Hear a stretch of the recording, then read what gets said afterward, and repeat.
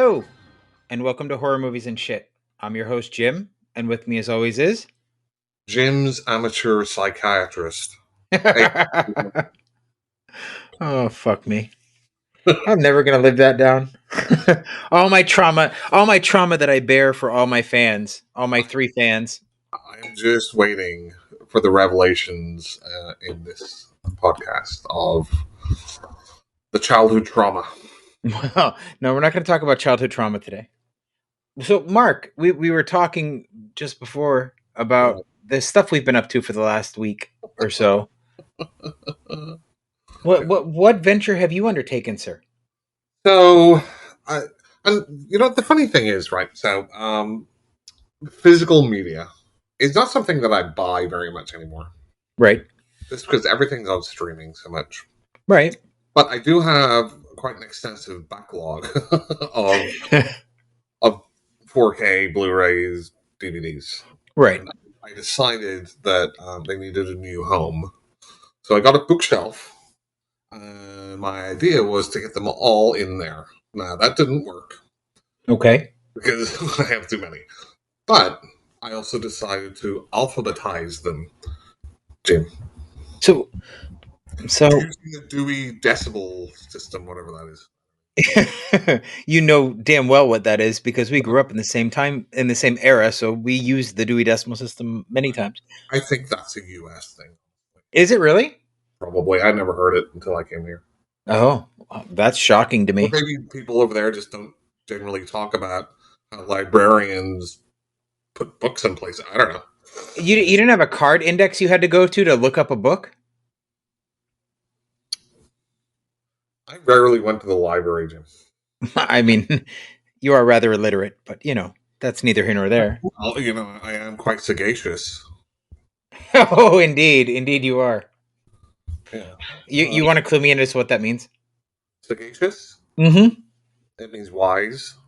I'm sure you've heard of somebody being called a sage. Yes, I've heard that. Sagacious is the term from that. Okay. It's pretty diaphanous if you think about it, Jim. Oh, absolutely. I totally agree. Yeah. Mhm. Hmm. Oh my god, I need more alcohol already. You have to load up before you start up. I really do need to start drinking before and not just during. Maybe from like the whenever you wake up, just have like a bottle on your bed. Yeah, And right. it's podcast day today. I better get started. Fuck, I got to deal with Mark again. I better get drinking. I have to reveal all my childhood trauma. Yeah, I know, right? Oh, it's not easy to bear one's soul for this thing. I'm telling you. I hope you appreciate my art, sir. Oh, it's great to it. So, Jim, what have you been doing? So I started about 2.5 weeks ago systematically purging my house, Mm-hmm. and in the course of doing that 2 weeks ago, I did something to my arm. I'm not sure what, but I have a doctor's appointment this week because everybody's getting sick of hearing me go "ow" every time I move my arm. Jim, I hear you were jerking your gherkin, and that's what happened. No, it would be the wrong arm. Too much information.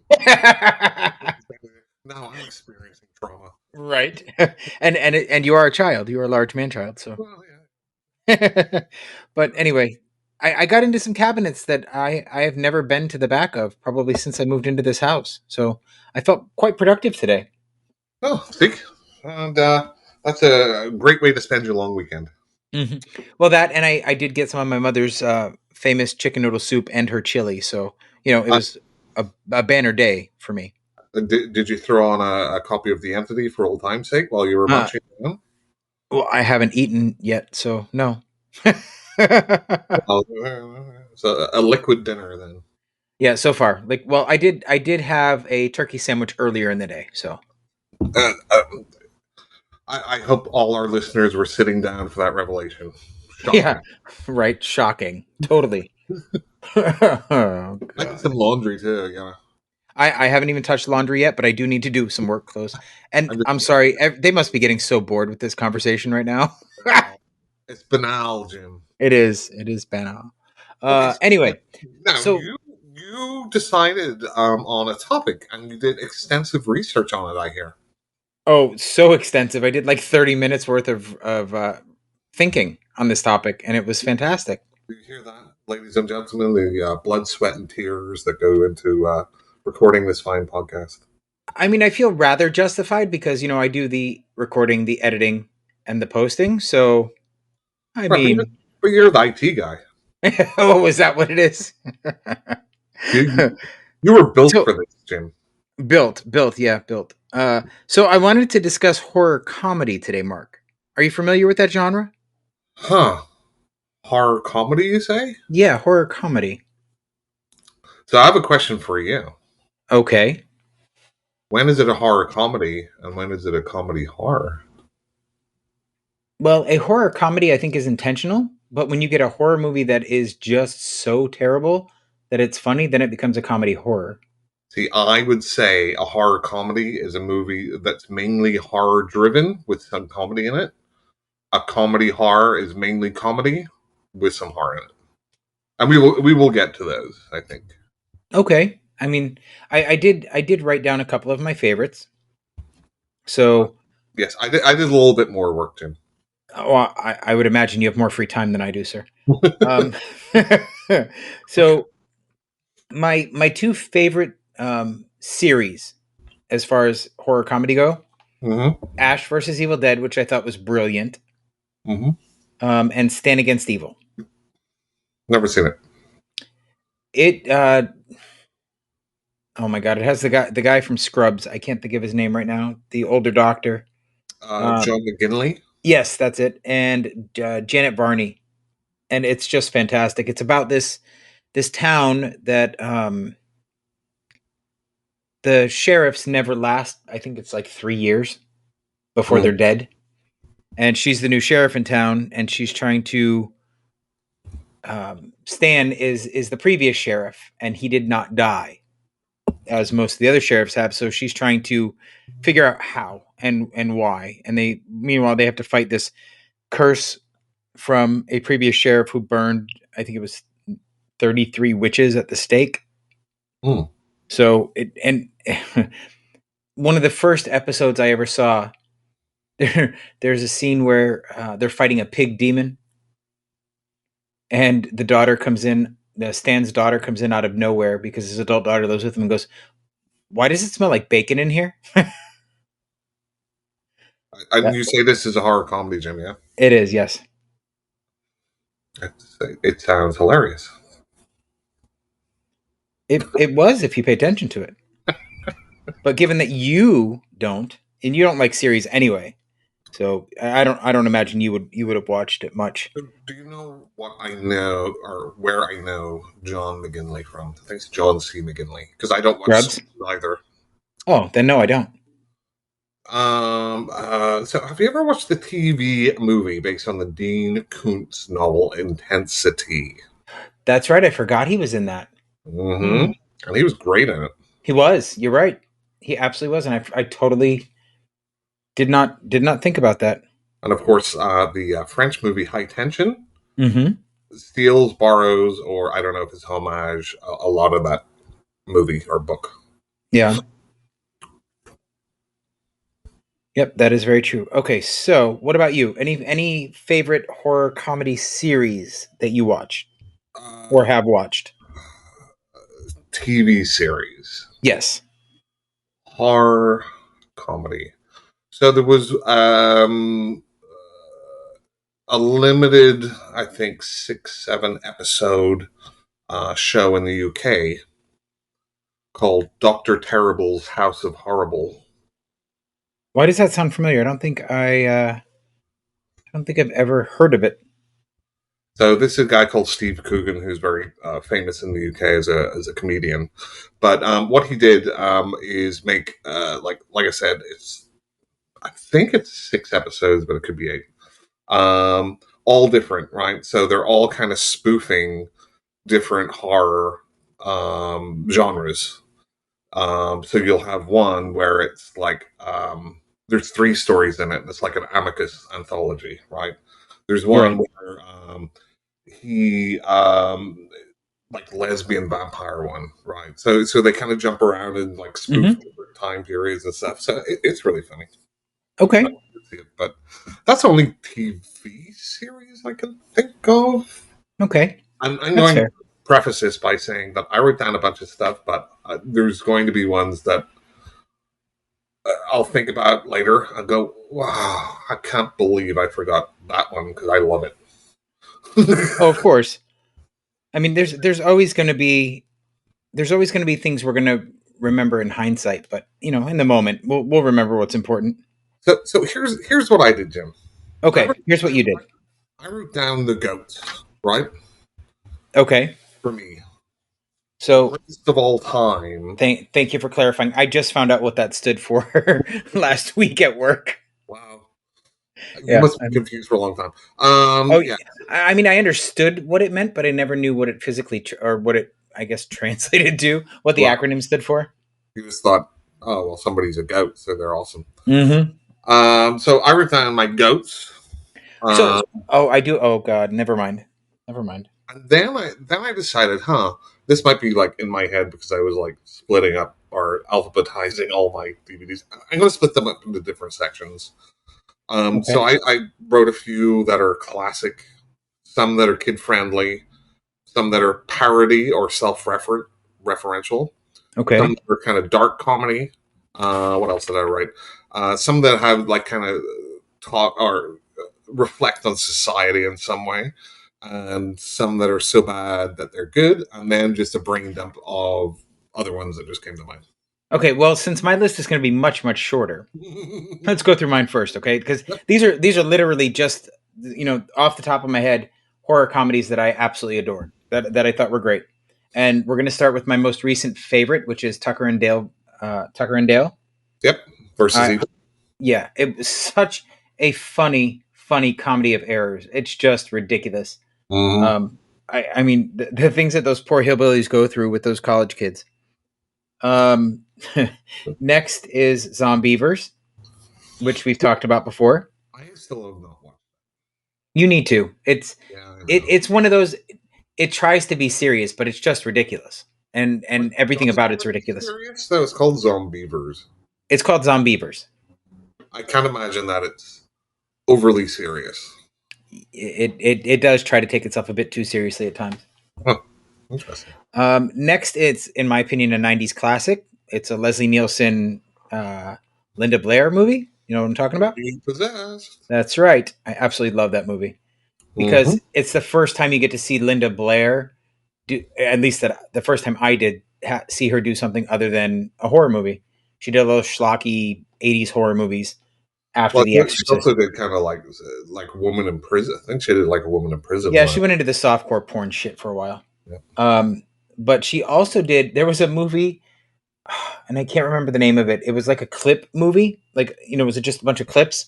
Mm-hmm. And she was in one of them where she was getting chased by a horror movie villain that was using a walker because the series had run on for so long.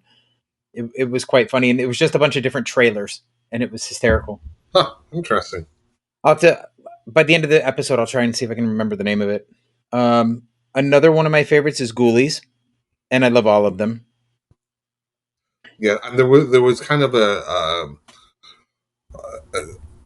after Gremlins came out, there was a Mm-hmm. lot of copycats. Well, yeah, because you had Critters, um, Critters, Ghoulies, Ghoulies, Munchies, Hobgoblins, Hobgoblins. Yep. And then, oh, what was that? Bikini Babes in the Slime. Ballorama. Yeah, which I mean, essentially is close to the same thing anyway. That's a trauma But movie. yeah, right. And I'm then not, I'm not like your childhood trauma, no, but not like my it's a childhood trauma. trauma movie. I almost brought up my goat story, but I'm not gonna talk about that. So Jim, Mm-hmm. I'm listening. No. We're Yes, gonna we're gonna no, we're gonna go on. no. What did the goat do to you? The goat never did anything to me. I was a very impressionable young child, Mm-hmm. and my sister, and actually, I think both my sisters were there at that point because it was somebody's birthday, and we had a goat. His name was Trippy because he had three colors on him. I named him, of course, And I I I somebody dared me to smell his behind, so I did. And Okay. my sister asked me what it smelled like, and I said it smelled like bubblegum.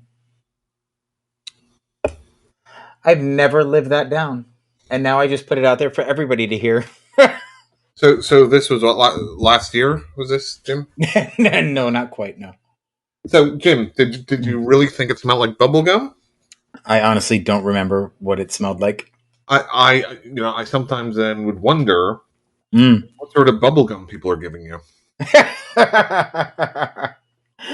Big League Chew was big when I was a kid. Yeah, maybe some of that joke store stuff. I don't know. Yeah, right. The popping gum. So anyway, Okay, oh god, I cannot believe I just told that story. But anyway, and the last one that I wrote down was Dead Alive. so hang on, But that was your research. yeah, that was my research. No, I also brought up a list too for in case I forgot any movies. So Okay, I have a list of from Collider of the 35 best horror comedies. yeah. So basically, you wrote down like three titles, and then you just Googled it. Wait. Five titles, sir. Five. This is the quality you'll only find in horror movies and shit. That's right, because I am the end shit. Thank you, Mark. Okay. All right. So I guess I have a lot to go through. Clearly. Excuse me while I refill. Uh, yes. Okay. So for my bubblegum smelling goats, uh, the Oh, first one we talked fuck. about before, and you have not seen it, and it is the Dan O'Bannon classic Return of the Living Dead. That's correct. I have not seen it. My favorite zombie movie, and it's up there with my favorite horror comedies. Okay, that's fair. I love this movie all the way around. Why? Okay, so a lot of it's got to do with the writing, right? So Okay. I'm always about that. Dan O'Bannon, who you know, obviously, from Alien, Yep. amongst others. And he also did Dead and Buried and some other. Who, by the way, that guy was fucking nuts. Okay, if you say so. It's like he would have people. He had like one of the actresses come around to his house Right? to audition, and she said like she went over and she looked in the window, and he was sitting there watching porn with like a gun next to him. Okay. He's that sort of guy. Like he was just like, don't give a fuck, whatever. Anyway, also the characters in it are super memorable. It's super funny. As far as the zombie genre, Right. this is where you got fast zombies from. Okay. This was really the first one, or Right. there's probably others, but this one really put it on the map. Okay.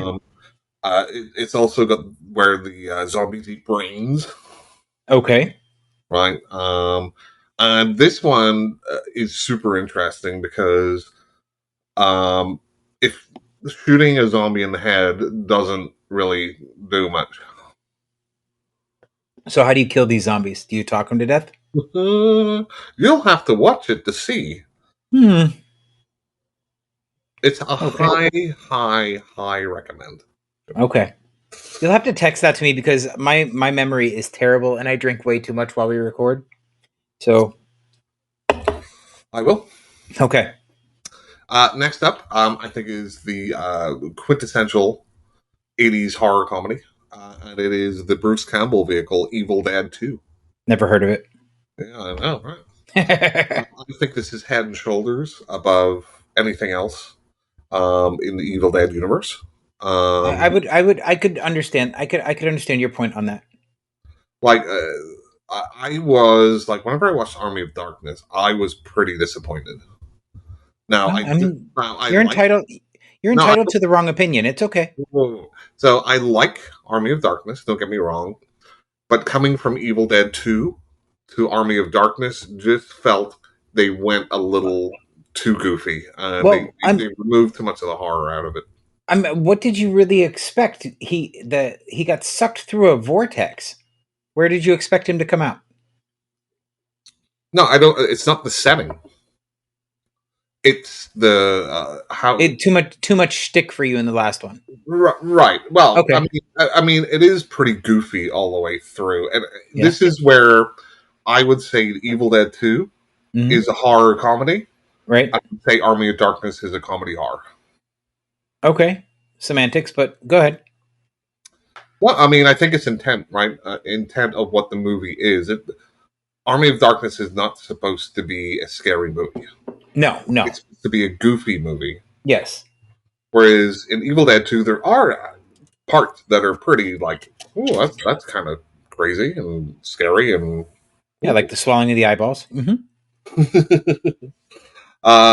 So yes, Evil Dead 2 though is an absolute classic, and you'll find as I go through the goats, a lot of them are from the 80s. Not Of surprisingly, course. the golden age.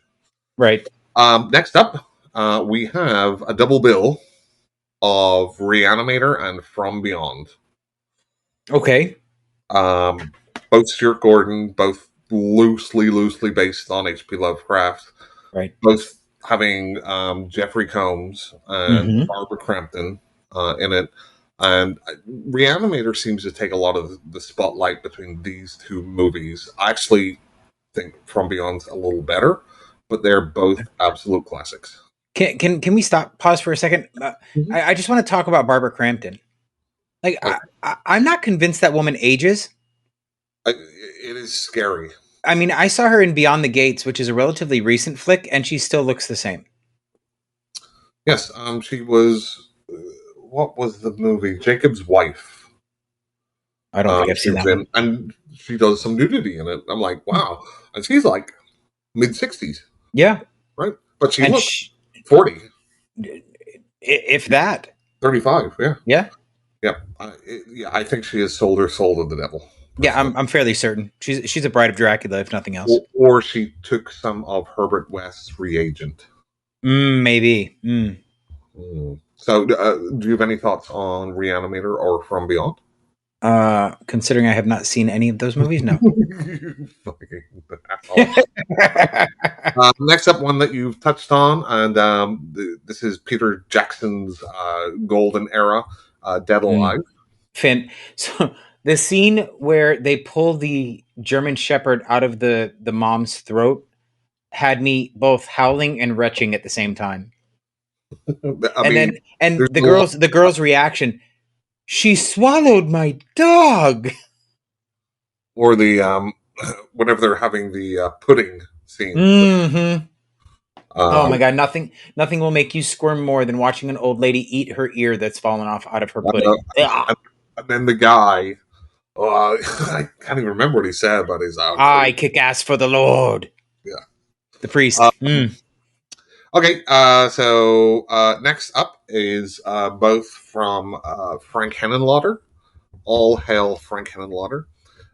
It is the classic, and again, this is kind of like From Beyond and Reanimator, Brain Damage and Frankenhooker.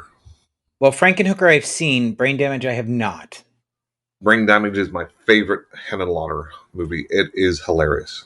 I think that I lost a lot of the comedy in Frankenhooker, given the age I was when I saw it.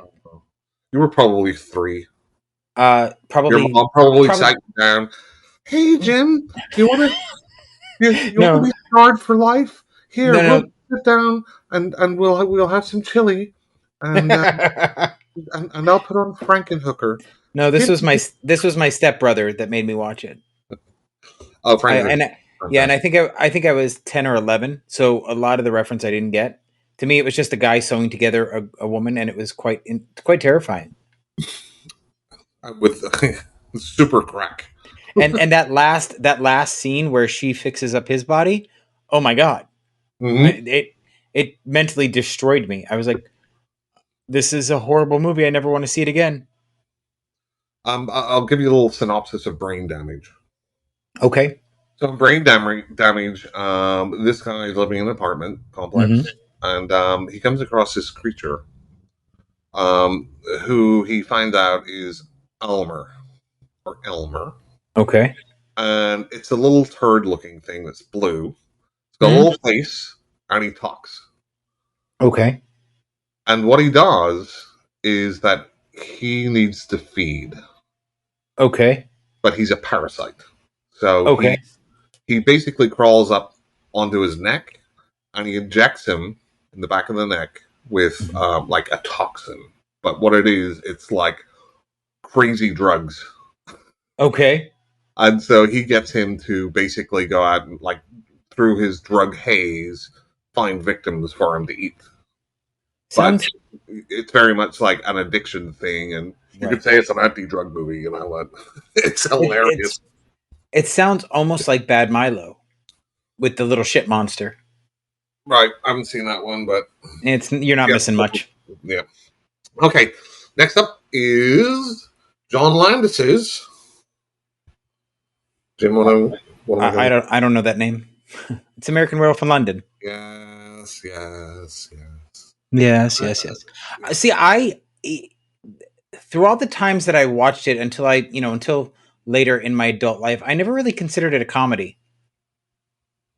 It was a straight horror movie to me. Um, I understand the comedic elements more now that I'm older, but coming up, I never saw it as a horror comedy. and this one I would definitely again say it's a horror comedy. The Right. horror is first, Mm-hmm. the comedy is supplemental. Right. But that juxtaposition sometimes makes it better, right? Correct. Mm-hmm.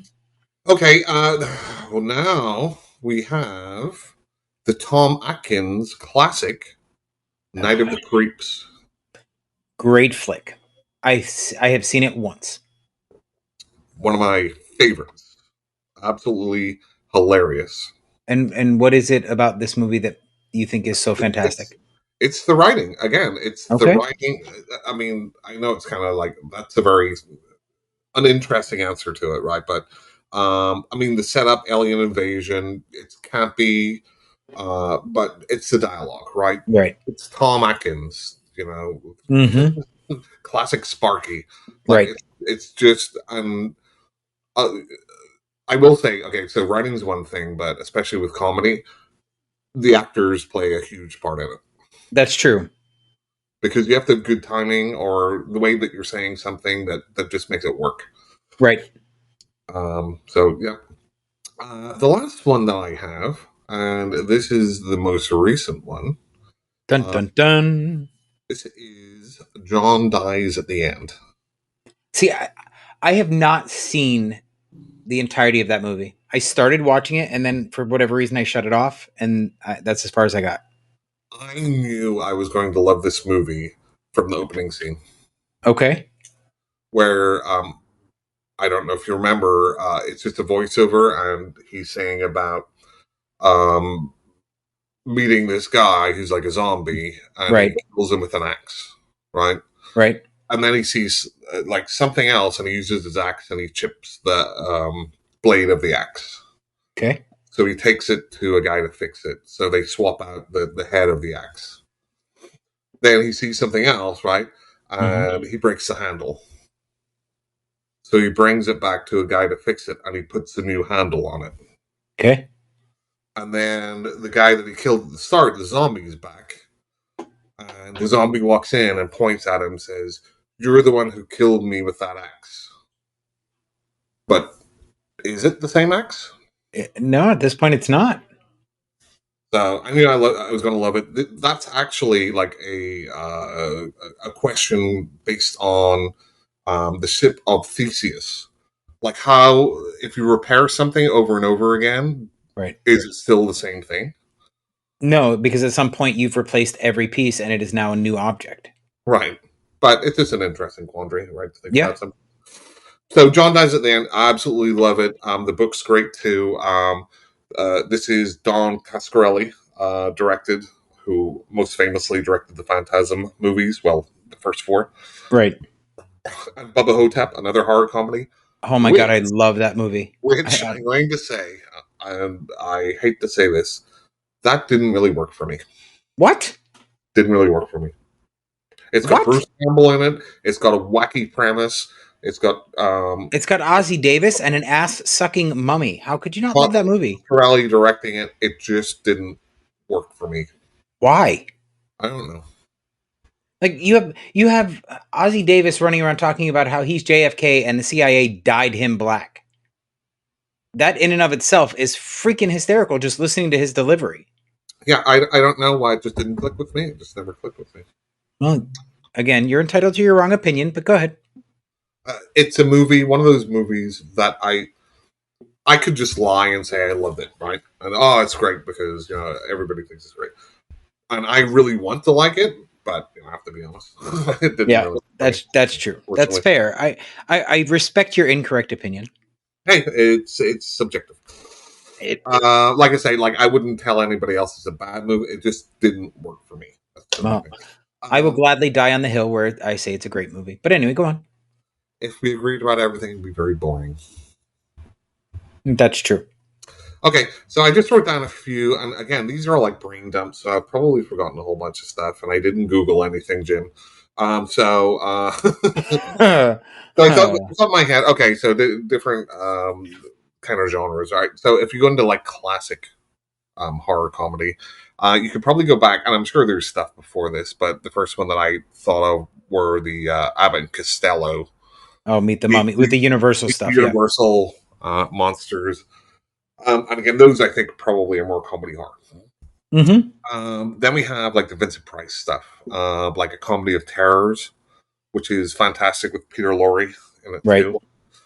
And then into even more of the Vincent Price campiness, like Theater of Blood. Have you seen Right. that? Have you seen Theater of Blood? I have not. I've seen bits and pieces of it. I've never sat down to watch the entire film. It's great.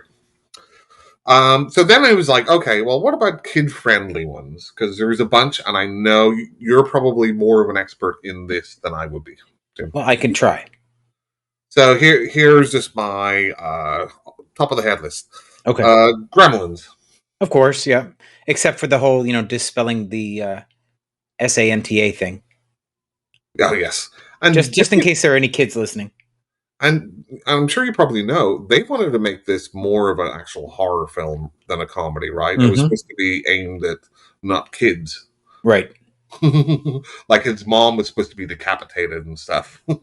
Oh, I was not aware of that graphicness, but Hmm. I loved his mom in this movie. I thought she was fantastic. She is a freaking psycho in this movie. And I know, and I love it. I love every minute of it. next up, Arachnophobia. Never cared for it. Well, you're entitled to your wrong opinion, Jim. Yes, I am. And I guess they're remaking it. They are, but I think it's going to be more horror than comedy this time. Yeah.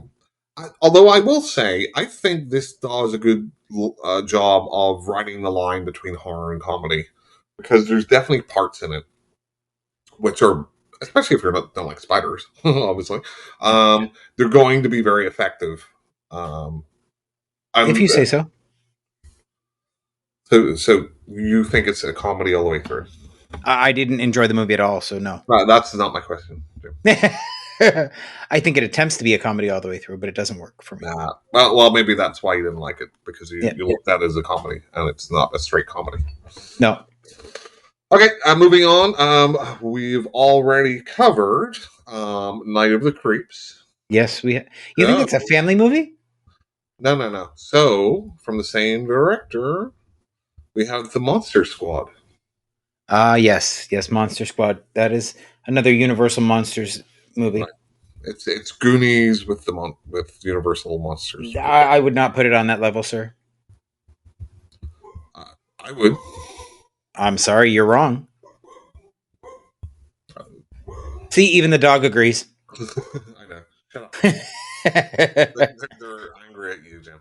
Oh, is that what it is? So I never watched Goonies as a kid. I never watched Monster Squad as a kid. So a lot of that nostalgia, and you're watching it as a kid with kids in it. Right. Never made any difference to me. So, okay, Ghostbusters. Of course, yes. Which I will say on rewatch, I don't think holds up as nearly as good as I used to think it was. Well, okay, that's fair. I mean, it is 40 years old now. Although, it probably is the only kids movie where a character gets a blowjob from a ghost, or potentially. I mean, is it though? Name another one. Well, I'm thinking about Airplane. where she's blown up the autopilot. That's what we call a comedy comedy. Yeah, right. Okay, Beetlejuice, Okay, that's fair. which is all right.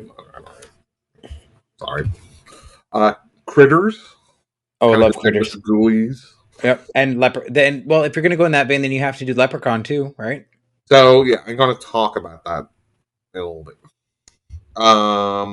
But Leprechaun was not PG, No, it was not. You're right. so it's not aimed at kids. So the Right, last, because they do drop the F bomb. well, there's also like more on-screen violence and stuff. Yeah. So the last one is a very new one, which is Doctor Strange 2. You think that's a kid friendly horror movie?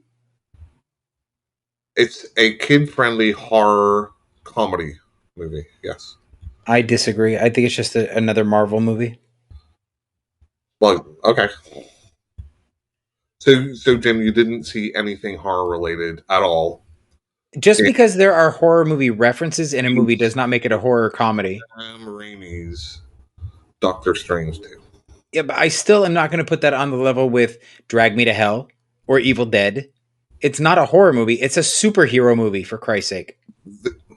So, okay, so we can get into what superhero movies are. Because Marvel, although they do a lot of templatey stuff, do also do specific subgenres within it. Like Captain America 2, Winter Soldier, is like a 70s spy movie. I'd never seen it. So, Jim, you're telling our audience that you don't really know what you're talking about. No. We were not discussing Captain America. We were discussing Doctor Strange. I've seen those movies. How many of the Marvel movies have you seen, Jim? I'd have to go with maybe 4. 4 out of the 24. Pretty much. And then you're telling me what superhero movies are. Those are not the only superhero movies in existence, sir. I understand, but there's a lot of them. There are. That doesn't mean they're good, and that doesn't just because there are references. So you're telling me that you're gonna put Spider-Man on the Tobey Maguire Spider-Man, where Sam Raimi directed, on the same level as Evil Dead, and make it a horror comedy? Jim, what's the difference? Jim, and Bruce Campbell shows up in it. Jim. Well, Bruce Campbell is in Doctor Strange 2 as well. I know. So I'll give you a little hint, right? So I know you don't go to the movies by yourself, right? Oh my God. Whenever you go to the movies, it's advisable to open your eyes and listen too at the same time. Fuck. All right, moving on before I have to berate him some more. Okay, so this one was kind of interesting for me to think about. Now, these are the parody or self-referential, and I'm surprised. Self-referential or self-deprecating? Self-referential. Okay.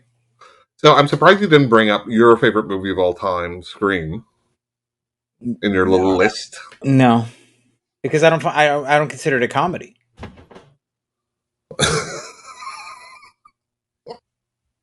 Scream is a horror comedy. What makes it funny? I'm not saying that I find it funny. Then where's the comedy? So, have you ever watched a comedy movie that you didn't laugh at? No. So yes, I have, but I didn't consider it a comedy. Does that disqualify it as a comedy? Yes. Because if it's not funny, what's the point? No. You're talking about your subjective, whether jokes land or not. But right. Because they're making jokes, and it's a comedy movie, just because you don't find it funny doesn't mean... Okay, so tell me a comedy movie, right, that you didn't laugh at, that you would say, you're working in Blockbuster, you put it in the thriller section or the horror section or something, but something that's a straight comedy. What section would you put it in? A movie that is a straight comedy? Right. So say would go in the comedy section. Right. So exactly. So it's a comedy movie, even if you didn't find it funny. Okay, we're arguing semantics here, but no. my point still stands. If you look at what they label Scream, it is not a horror comedy. That's what you label it. So who are these people labeling it? That exactly my point. You're using it subjectively. I personally don't find I don't think Scream is a comedy. I think it's just a horror movie or horror thriller. I guess would if I had to give it two titles I'll be interested to see if it ends up on your list. on my list for. Oh yeah, okay, We'll see. yeah. I mean, even so, look if you look it up on IMDb, it's a horror mystery, not horror comedy. Okay, so IMDb says everything. Generally, that is a trusted source. Yes, sir. Is it? Yes. Who are these people? They're not Mark. That's all that matters to me.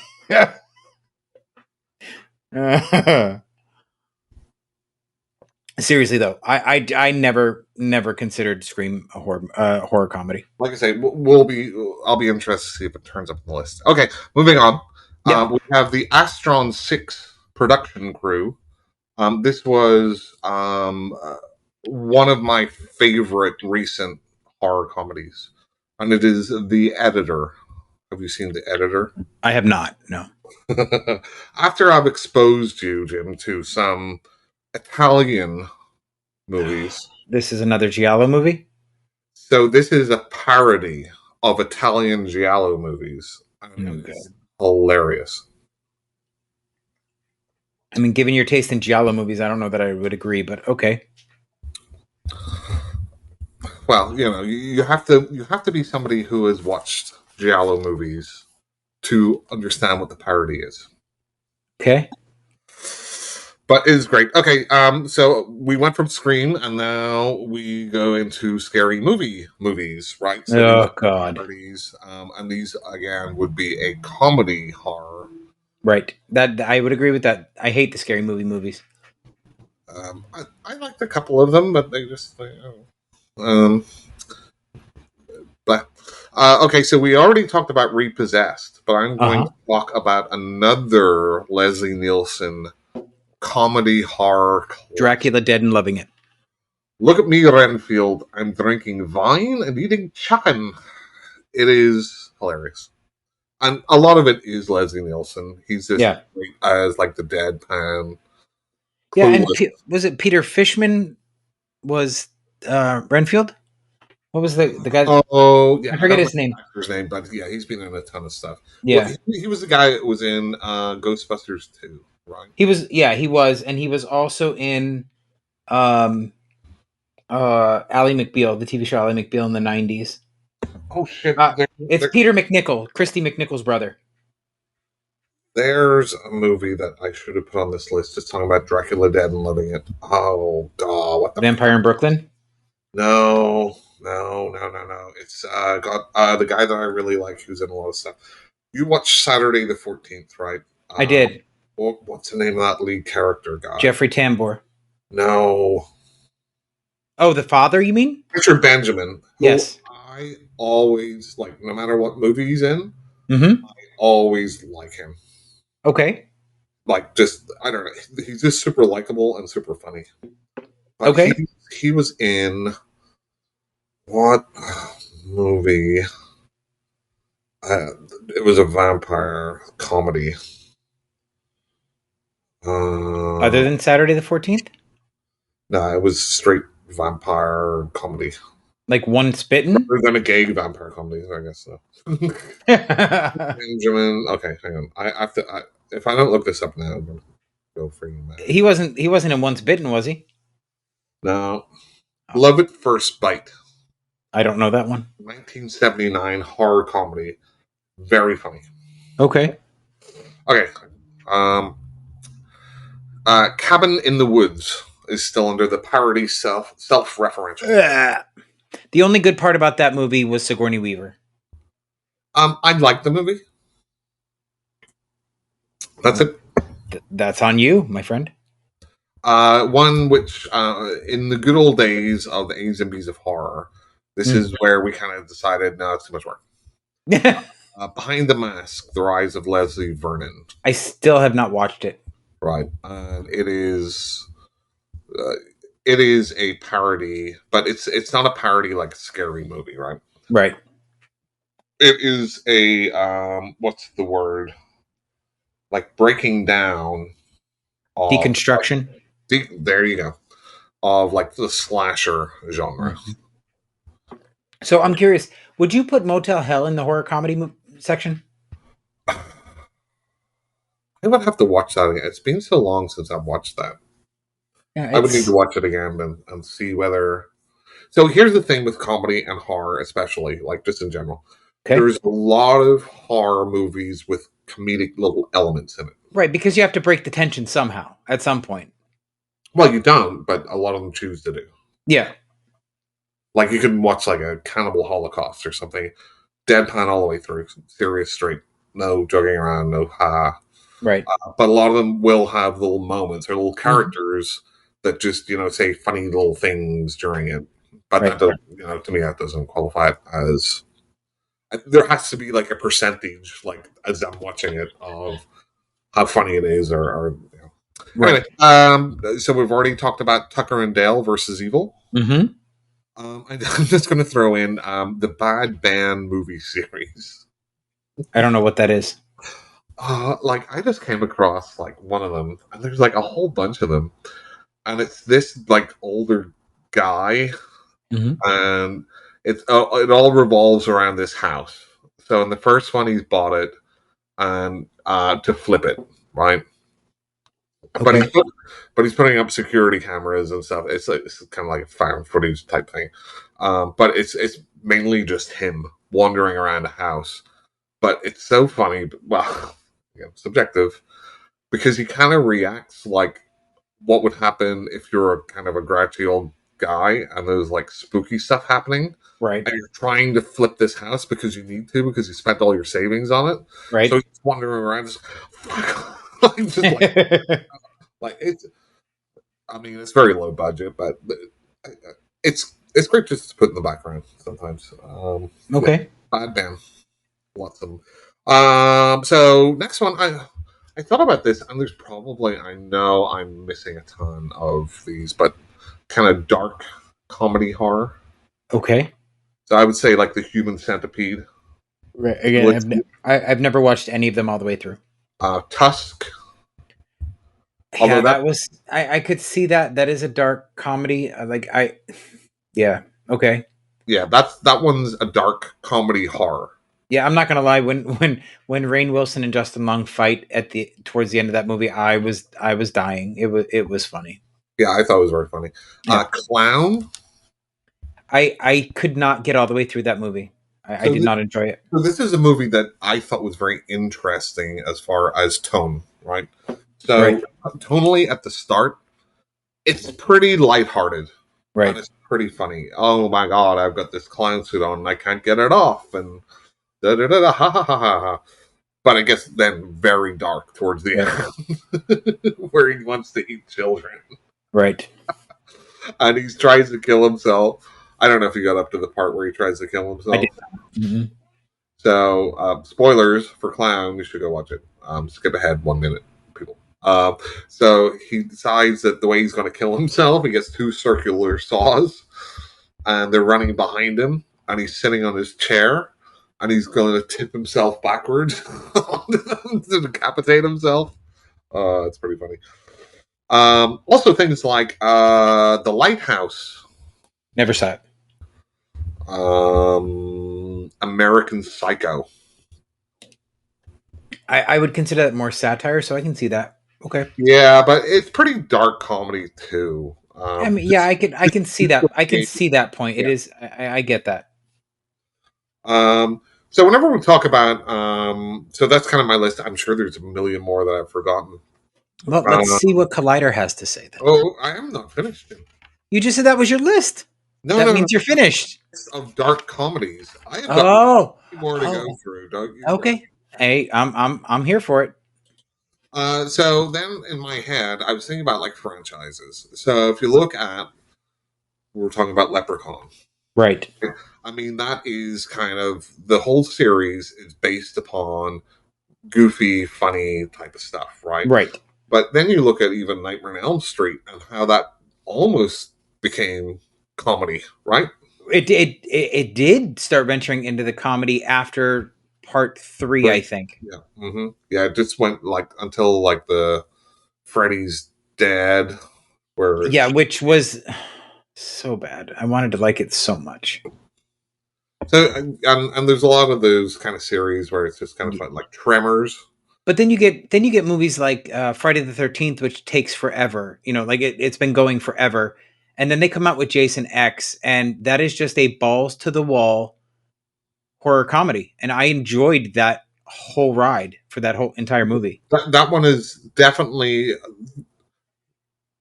kind of self referential, right? So Right. they do a lot of the in jokes, like they Hmm. wink at the audience, Right, and they set up the simulation where the campers are naked and smoking pot. right? No, yeah, I get it. But as a series, Friday the 13th has not gone that It did way in general, right? Compared to like Nightmare on Elm Street, and right. It then didn't go camp. Right. right, and then you'll get series like Hellraiser, which don't really delve into any of the comedy stuff. Right. Um, oh, another franchise that I just thought of now, Final Destination. I think that does a good job of light comedy. The first one didn't have too much of it, but they started really in the second movie injecting a little bit of dark humor into it. Yeah, like I say, it's kind of a sprinkling of Right. comedy into it. Yeah. So then I thought, okay, well, how about some movies that have themes, really poking fun or looking at society? And you could put American Psycho. Like The Menu. So The Menu is one on my list, yes. Hmm. The Hunt, Right. Yep. definitely, talking about the current political state in the U.S. Right. Ready or Not, Fucking fantastic film. which again is talking about kind of gender roles Yep. and like marriage and meeting the family and how to behave. And Right. They Live, Oh, right, with Roddy Piper. right? So definitely comedy elements in that movie, Yep. and definitely talking about, well, it's pretty prophetic. Yeah. Also, even things like recently, like Superhost. I don't know what that is. So it's a movie about these travel vloggers who do like an Airbnb, Right. and their host is kind of wacky and crazy and dangerous, and it's a like woman, or Sort of even like that's sort of like Torn Heart, that Torn Hearts movie that I watched not too long ago, where Katie Seagal plays, this aging country singer, and these two girls um, show up at her house to try and try to get her to record a single with them, and she makes them do all this horrible stuff to each other. right. And I guess Yeah. anything that kind of has, and the found footage is probably just as a genre, talking about where society was at that point, right? Because all of a Right. sudden, social media and everything else. Right. So movies like that. Okay, so now I have another subgenre of so bad they're good. So bad they're good. Okay, let's go. So we have Troll 2, Mm-hmm. hilarious. Hilarious. Just again, you have to set out to make a good movie, but it just goes wrong Right. for it to be in that category for me. Claudio Fragasso directed, and it's just awful. Again, he was just so baffled why people were laughing at it. Right. Like, I thought it was great. Good for him. The Wicker Man remake Which I never saw. with Nicolas Cage. Oh, Mhm. it is gold. It is so funny. Yeah. And this is a Nicolas Cage who is not doing the kind of Nicolas Cage stuff now. I Right. think he was still trying to be serious Okay. in some regards, and that's what makes it funnier. Silent Night, Deadly Night 2. Okay. Absolute classic again Yeah. of so bad it's good. And you can go into like different genres like Samurai Cop or The Room and stuff too. Or one which people bring up a lot, which I don't consider so bad it's good, is Birdemic.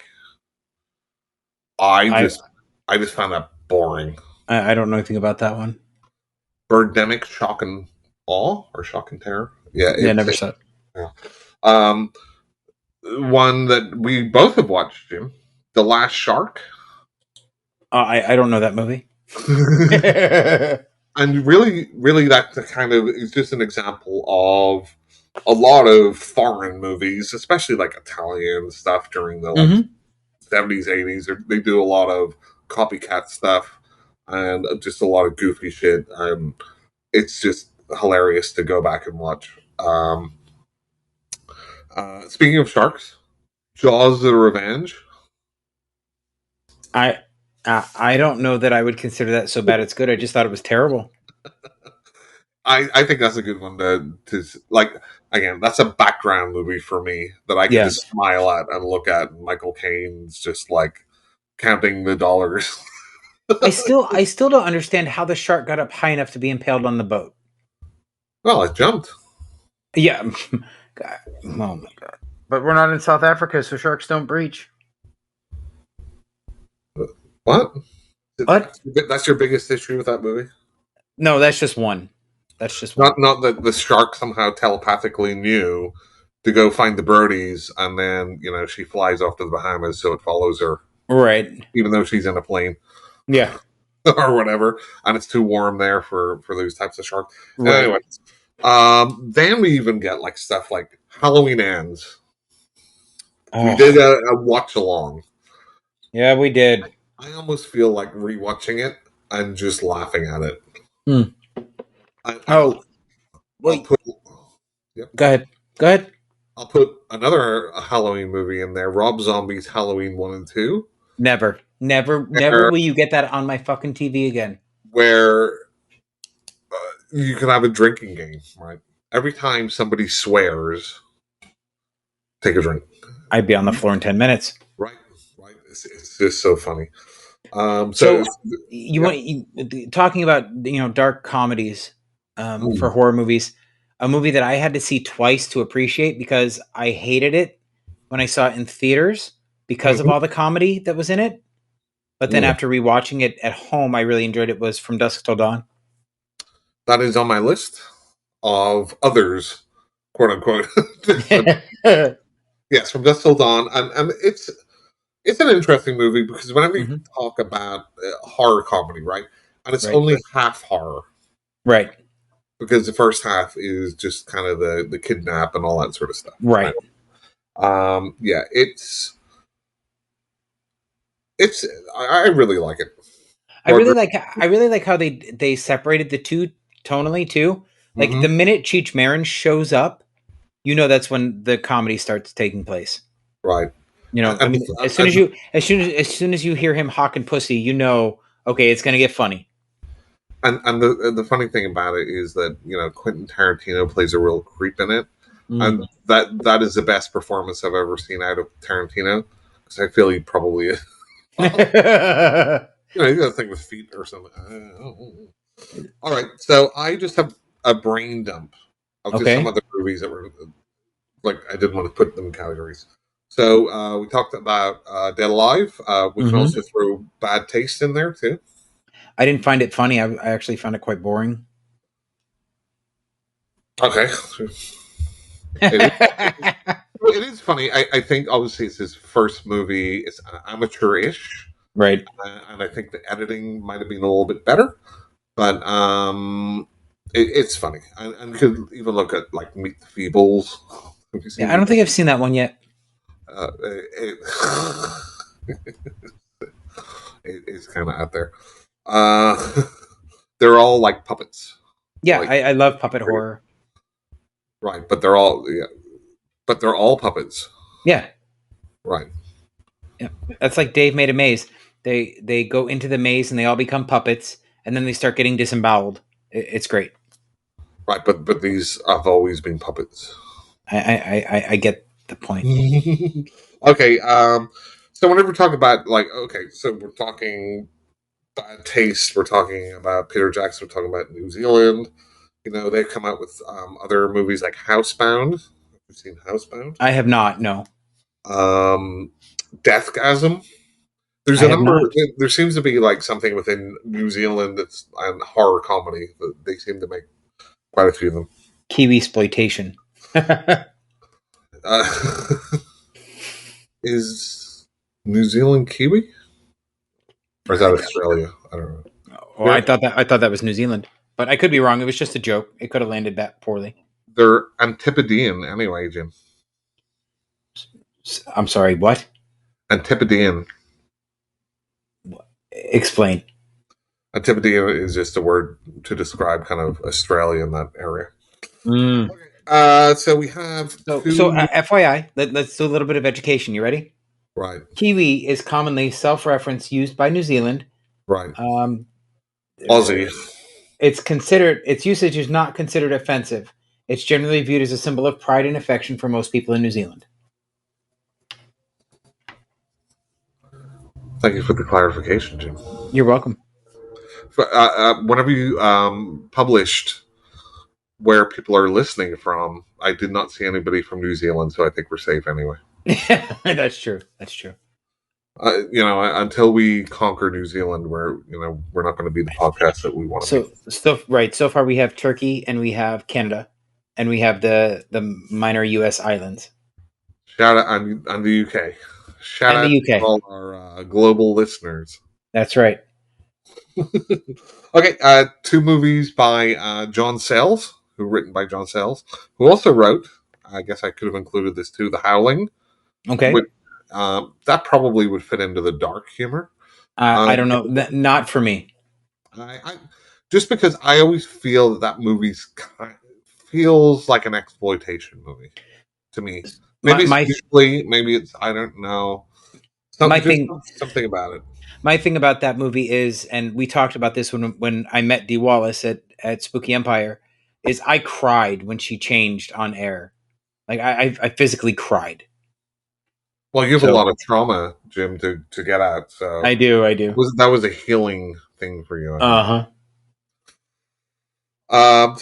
John Sayles, yes, who wrote The Howling. He also, I think, went on to direct a number of things. But Alligator, which is excellent. Right. And the original Piranha. Right, which I love. Both Jaws knockoffs to a certain extent, but both have that satire and just funny stuff through it. I will admit though that Piranha is one of those series where I enjoyed the sequel more than the original. You're talking about the remake. No, Piranha 2: The Spawning. Oh, the one with James Cameron's first direction. Yeah. Yeah, and I talked to Lance Henriksen about that whenever I met him. Oh, and what did he have to say? Basically, they set out to do a terrible job because they hated the producers. Right. So they didn't care. Dead Snow 1 and 2. I don't know that I've seen those. So these are like Nazi zombies that have reawakened, and that's so funny. These are like Norwegian. That is so funny because I just listened to an audiobook that had wizards and Nazis in it. Anyway. Less than the Nazis, please. I actually prefer the second one to the first one. Okay. Yummy. Yummy? Yummy. Yummy. Well, what do you think Yummy is? I have no idea. So this is a movie which was on Shudder, and it is. I'm looking at the country.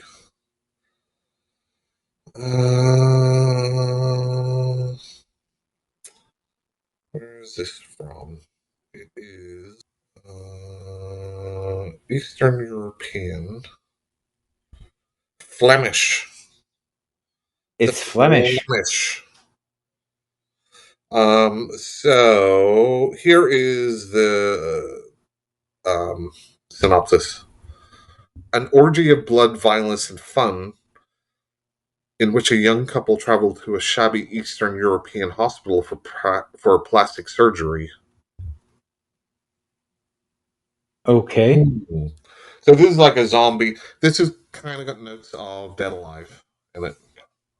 Okay. And it's definitely worth a watch. I thought this was pretty funny. So I have a question for you. Speaking of dark horror comedies that I Mhm. thought you would enjoy, and I don't know if you've seen it. It's a movie called Deep Dark from 2015. Have you seen that? Deep Dark.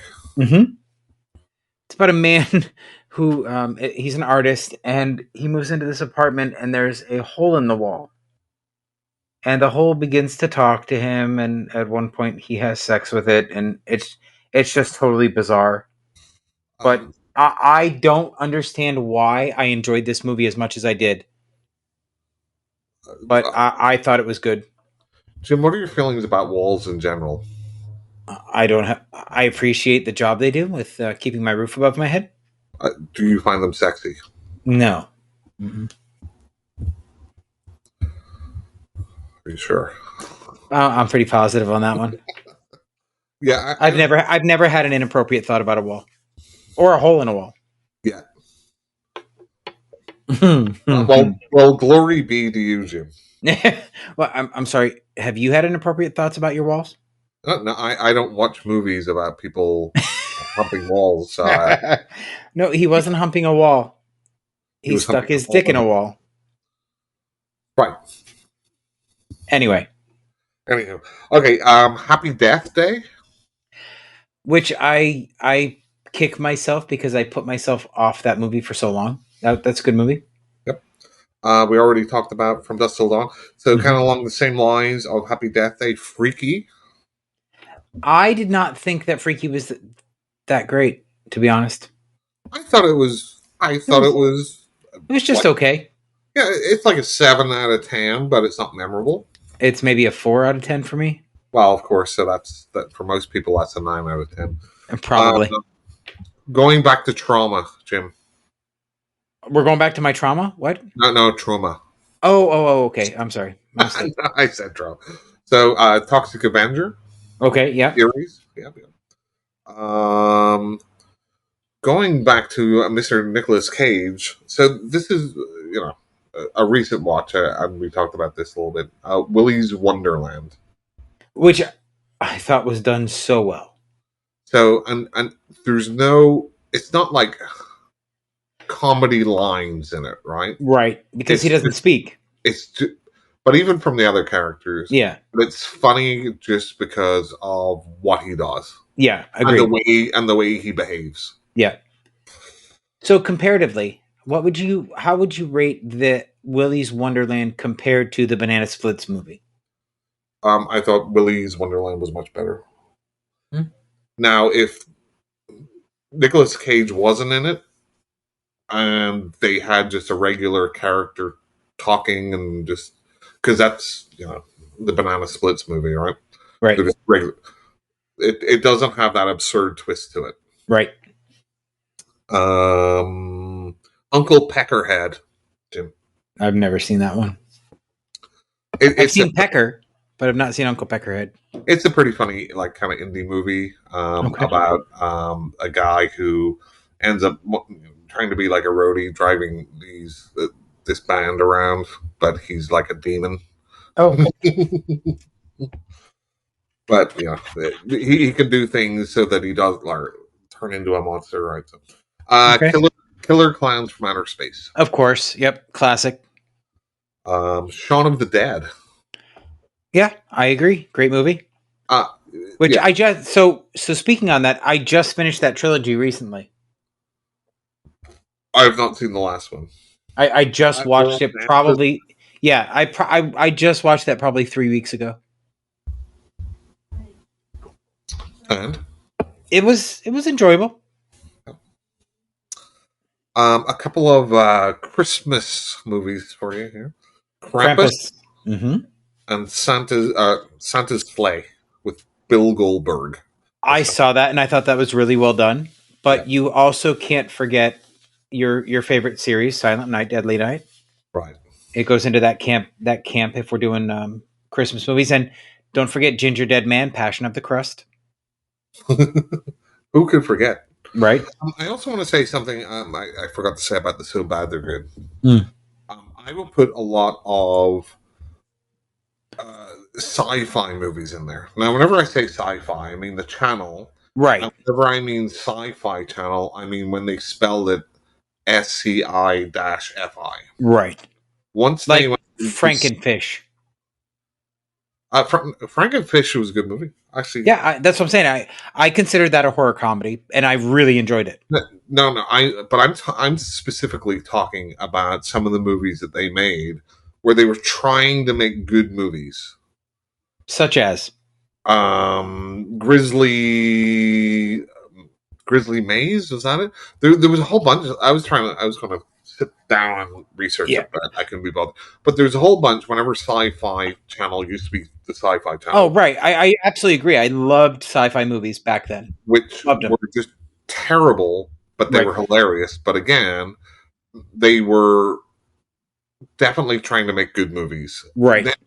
Then whenever they understood that people were watching these movies and Hmm. laughing at them, they decided, oh well, let's do ones which are, we're manufacturing so bad they're good, That's like that's where I Sharknado discovered stuff, and like, okay, well, that's not that. sci-fi. Sci-fi is where I discovered Yancey Butler. I love her. She goes whole hog into every role she ever does. I don't know who that is. You would know her if you saw her. She's got a very smoky voice, like Kathleen Turner. Dark hair, blue eyes. Ah, that woman with dark hair and blue eyes, cool. You would know her from the sci-fi movies as soon as you see her. I guarantee it. Probably. So yeah, so whenever sci-fi was sci-fi, not Right. sci-fi. Zombieland, Okay, fair. they were okay. Yep. Slither.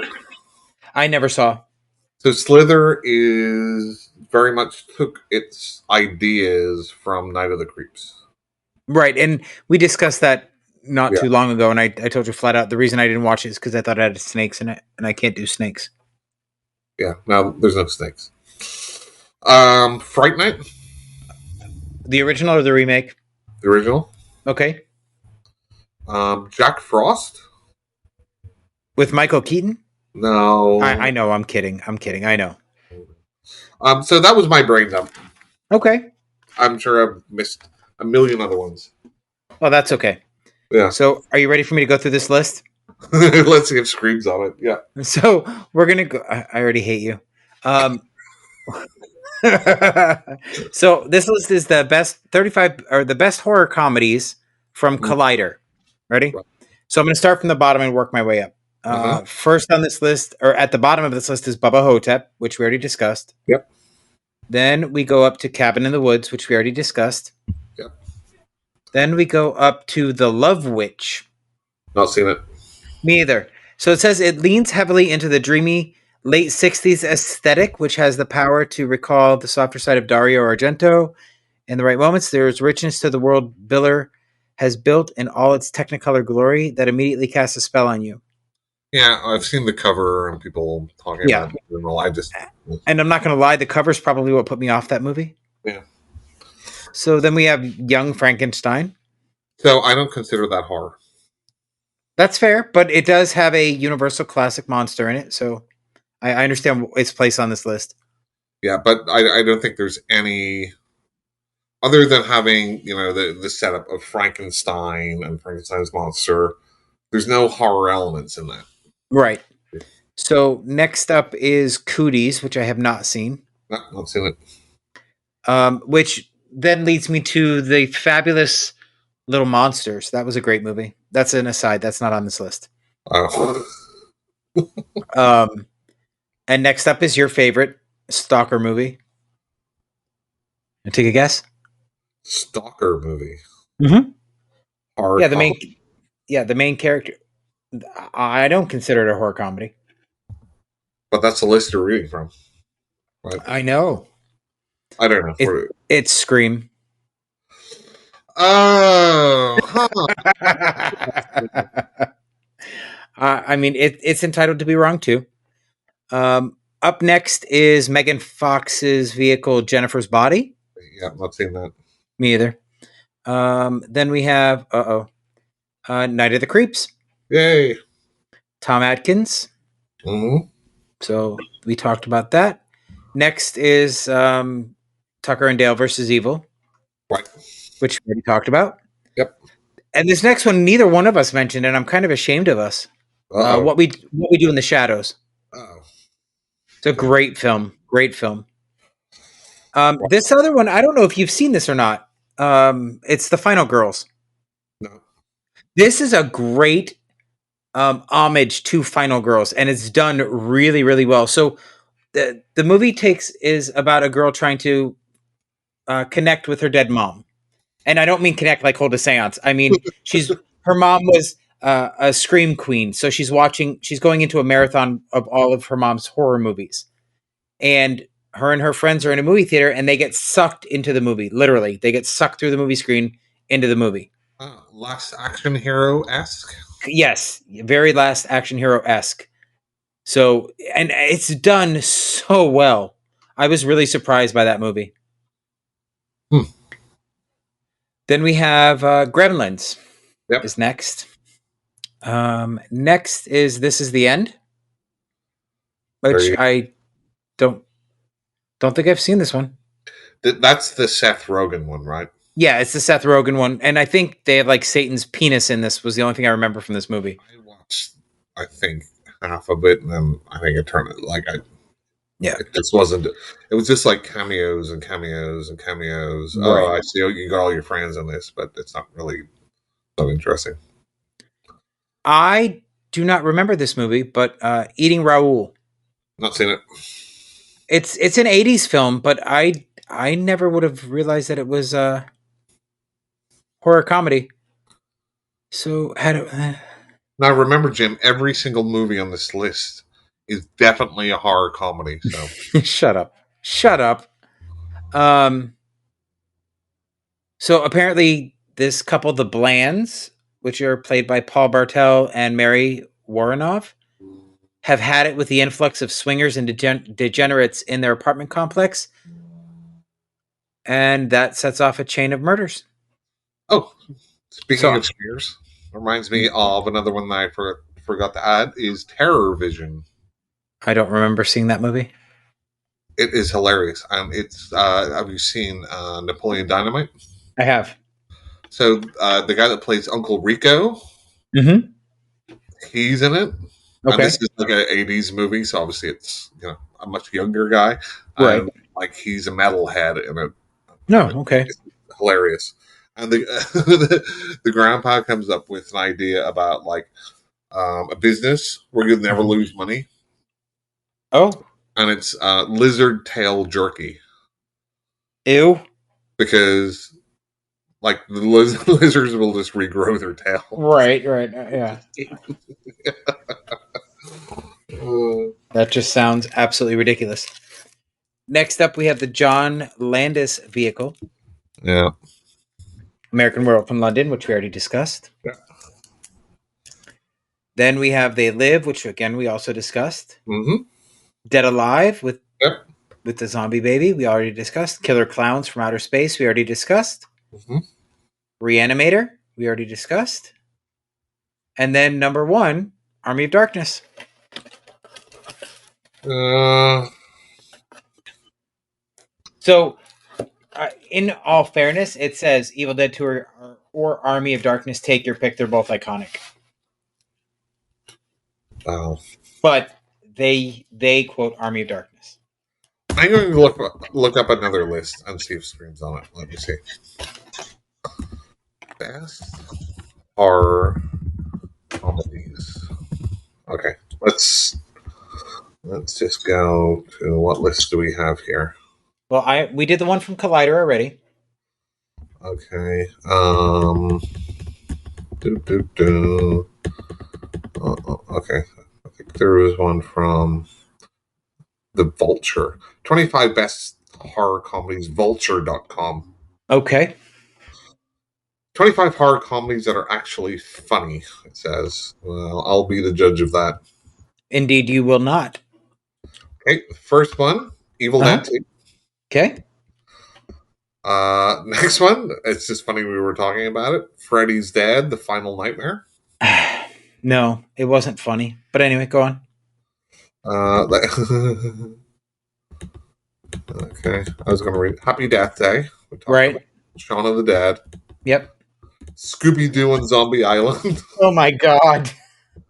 So Oh, this tells you the caliber of movie that we're discussing here, by the way. so another one in the franchises I meant to mention, obviously, is Chucky. Of That was course. And they knew they were utterly ridiculous and they just embraced the shit out of it. And it was great. so he did Chucky. Rocky Horror Picture Show. It's not a I horror never movie. considered that horror movie. No, it's not. Gremlins 2. Yep. I Okay. actually prefer Gremlins 2 Okay. to the first one. Okay. Return of the Living Dead. Okay. Abbott Costello Meet Frankenstein. Wow, this is funny. Okay. Jennifer's Body. Not seen. Cabin in the Woods. One Cut of the Dead. I watched Okay. One Cut of the Dead, and maybe I just wasn't paying attention or something. I didn't really get it. Okay. Zombieland, Killer Clowns from Outer Space, House. So, whoa. So, two things to talk about here. I see. I pulled up the list also and I saw it. I was waiting for you. So, first of all, I forgot to mention House with William Catt in it, That's true. Okay. And which is, George Wendt. yes, which they, again, like Gremlins, Mm-hmm. they initially wanted to go for a straight horror movie. Right. And then they came up with comedic elements, and then they kind of put the two together, kind Right. of like Barbarian. So you'll see, like the last half of House It's is much. very much more of a straight horror movie than the Yeah. first. It's much darker. But now we're talking about Houseu. That Mark. is, Mark. Have we seen this movie? it is much beloved by you, me, and our audience. I think so. Yeah, I think it is one of the rare gems that you put me onto. This is a 70s acid trip in the best way. right. Japanese acid trip. Right, Japanese acid trip. Severance, which I have seen. I have not. Um, I would need to rewatch it. The Quiet Family. I have never heard of this. Okay. Early leading role for The Quiet Family is a stylish black comedy. Yeah. Oh, okay. I have not seen the remake by Takeshi Miike, but I am aware of it, which is The Happiness of the Katakuris. Okay. Okay, so that was just a lot of words that I just said. Yeah, a lot of words you just said. Oh, here's a good one. Trick or Treat. I don't know. I didn't really consider that a horror comedy. I mean, it's a great movie, but Now, I never really considered it a horror comedy. there's definitely comedic elements, and I would say it's probably on your own taste. Yeah, probably. Does it go that far to qualify as a horror comedy? Right. Tucker and Dale versus Evil. Uh-huh. Buffy. That's one we didn't discuss. That's your comedy horror. What, Tucker? No, Buffy. Uh, Never seen it. It's like a typical 80s high school flick with vampires. And Christy Swanson and Paul Rubens do a great job. So does Rucker Hauer. Yeah, never seen it. Black Sheep. Never saw it. Again, another New Zealand horror comedy. Uh-huh. Because sheep outnumber people in New Zealand like 8 billion to 1. Right. And then they all like start. I've seen this is pretty funny. It reminds me of similar movies like Grabbers. I don't know. Okay. Grabbers, which is about it's based in Ireland, Right. and there's like monsters or alien. I can't remember. But the only way to keep hidden or keep them from eating you is to be drunk. Oh. So like the whole stereotype. Bad Taste, which we've Yeah. talked about. We did. Idle Hands. Now this was pretty funny. Yeah. I never cared for it. No, I like this one. I thought this one was pretty funny. Fido. You know, I was surprised by that movie. I've only seen it once, but I remember enjoying it. I mean, the big thing for me is Billy Connolly's in it, and Billy Yeah. Connolly was pretty big in the UK as a comedian for a long Yeah. time. Right. Um, So is that Did the same Billy Connolly that took over for Howard Hessman when he left Head of the Class? I have no idea what you just asked. Okay. He's a Scottish comedian. Then yes, that's the same guy. I don't remember it being but it's been so long ago. It's a schlocky 50s thing. So, I mean, I don't think it was intentional, but it does come across as a schlocky 50s horror movie. Right, I know it was kind of playing on that trope Yeah. of, um, the white picket fences and all that sort of stuff, right? Right. Um, okay, so I'm just going to go down one more list here. This is from IMDb. Oh, boy. What? This is some person's list, and it's the top 65 best comedy horror movies. Oh, for fuck's sake. And then in capital letters, I don't know if this person's just racist or just telling people no Asian comedy horror. Maybe he's got a different list for that. Maybe. I'm not going to go through everyone because I just want to see if there's anything different on here. Cemetery Man, Never saw it. the Michelle Suave. I think that's how you pronounce his name. He's a Italian director. This is with Rupert Everett in it and Anna Falchi. And yeah, it's pretty good. It's pretty dark. Okay. Day of the Beast. Never saw it. And now we go to Alex de la Iglesia, Spanish director. He also did movies like Witching and Bitching, which was very funny too. I saw that and I did not enjoy it. Well, you're wrong. The Evil Eye by Mario Bava. I have not seen this one. Never saw it. John Saxon's in it. 1963. Wow. Wow. I wonder if he had hair back then. Probably. They have the Fright Night remake. What about the Frighteners? We didn't even talk about that. Oh, the Frighteners. Yes, that's another good one. Peter Jackson. Yeah. Michael J. Fox. The Lost Boys. I wouldn't consider that a comedy. It has comedic moments, but yeah, I think I probably would say it's a horror comedy. Yeah, I disagree. On the balance. Tales from the Crypt, Demon Knight. Yep. Which is a fantastic movie. It is funny. I agree. Mostly for Billy Zane. Right. It was just hilarious in it. Let's see. It was Creep Show. Yes, there's definitely comedic elements to that. Planet Terror. Never saw it. That was part of the Grindhouse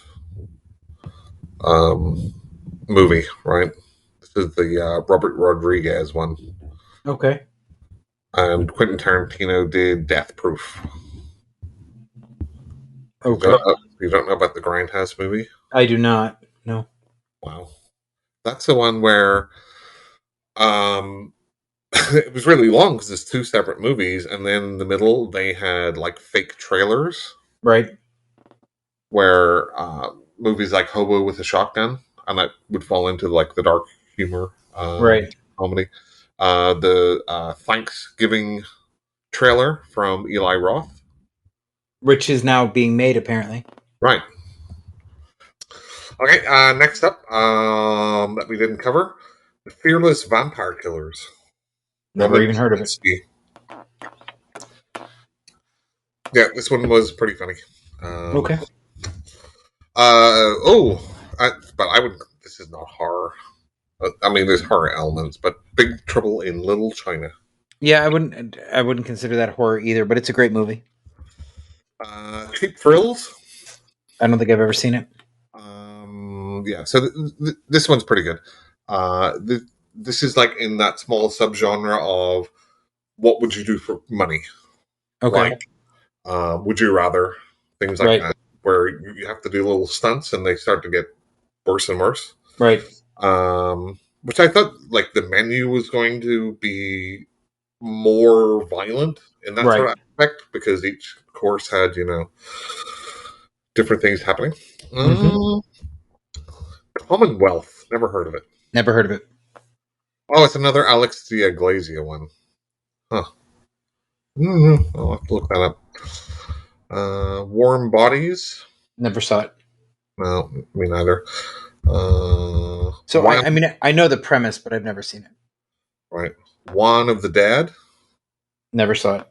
It's a Cuban movie. I have seen most of it. It's pretty good. Okay. It's a zombie type thing. Oh, you don't say. Oh, I know. It's you would never have guessed. Never. Here's one. You're next. I don't Oh know. yeah, yeah. I don't. I mean, that's more of a home invasion movie. I don't know that I would consider that. I mean, okay, so I guess if you go in like the vein of Ready or Not, I could see it. Right. There is definitely Yeah. some parts Yeah. that are funny, but I don't. I think this is more of a straight horror movie than a Yeah. horror comedy. Slither, The Frighteners, okay. Mhm. Grabbers, we just talked about. Yeah. Excision, I don't know that one. I have not seen that with Tracy Lords in it. No, you don't say. She was a Spooky Empire a number of years ago. I wonder if she ever gets tired of the questions about her porn career. So I was going to go talk to her about something completely different. Yeah. So in the UK, there is a band called the Manic Street Preachers, Okay. who are pretty famous now. But on Right. their debut album, they have a song where she sings in it, Oh. and they're a band from Wales. Okay. So how did that all happen? That's kind of like strange, but she's actually a pretty good singer too. So, Yeah. Kevin in the Woods, the editor, Society. Again, that would have been in the societal genre Right. list. Witching and Bitching, just talked about. Yep. Oh, The People Under the Stairs, that's a good one too. I mean, As far as just being that line of, it's more absurdist, yeah. Yeah, I than mean, I can see that. funny lines. Yeah. Rubber, I have not seen Rubber. Oh my, what a boring fucking movie. Yeah, that's what I've heard. The Final Girls, oh, they have Motel Hell on it. Oh, okay. Oh, there you go. There's some justification for you. John dies at the end. Grindhouse. Okay, that was the end of that list. So Okay. we've beaten this dead horse enough. I think we have beaten your horse enough. Yeah. Well, you need to watch out for your arm. I do. I do. I have to. I do. My grout is feeling its absence. So do you have a lot for what you've watched this week? Yep. I have two things. Okay, go. I did a rewatch of the Stephen King adaptation by Tom Holland, Thinner. Oh yeah. This was a perfectly good little movie. Mm, It kind of feels. I don't think it was a made for TV. it was not. No, but it feels like a made for TV movie. it does. Um, it was perfectly fine. Yeah. Um, Honestly, my only recollections before rewatching it was just him getting thinner. Right. And that's But that's essentially it. there's more going on than that. Yeah. But yeah, it was perfectly fine. Meh. 6 out of 10. Okay. The other thing I watched Mhm. was The Walking Dead. Why? So here's my story with The Walking Dead. The Walking Dead always fell into that Sunday night, nothing else is on category for me. Right. Obviously, the first couple of seasons were awesome. Right. Then it varied a lot in the quality. Right. Then towards the end, and I think I got to either the end of season 10 or the start of season 11. Right. And I was just so over it that I would rather just start scrolling through stuff to Hmm. try and figure out what to watch than just even put it on. Right. Just for whatever reason, I'm just like, okay, well, I think it's come to the end now. So I'll just start somewhere like mid season 11 There's like 24 episodes. It's crazy. Hmm. Um, However, I started watching it and I'm like, oh my god, they have fixed a lot of the issues that they had for a long, long time. Okay. Um, the characters were less goofy. Uh, Okay. it was darker. You felt some of the characters were actually in danger. But yeah, and the direction actually was a lot more inventive and interesting than a number of the seasons. Now, what I will say is it still falls into the same trope Right. of okay, we know humans are the real threat, right? Blah blah blah blah. Right. Um, but it's from like I don't know what season, from the governor or whatever. They always go find some sort of community, and they think the community's great, but the leaders are really bad. Right. They find out, and they get in trouble. And it's the same thing in this one. Um, and some of the characters are still stupid. Um, Hmm. but it was a marked improvement. What also probably helped was there was no adverts, obviously, because I was just rewatching it on like Netflix. Right. Because the fucking adverts in that drove me nuts. It was like 3 minutes of The Walking Dead, then 3 minutes of commercials. It used to fucking drive me mad.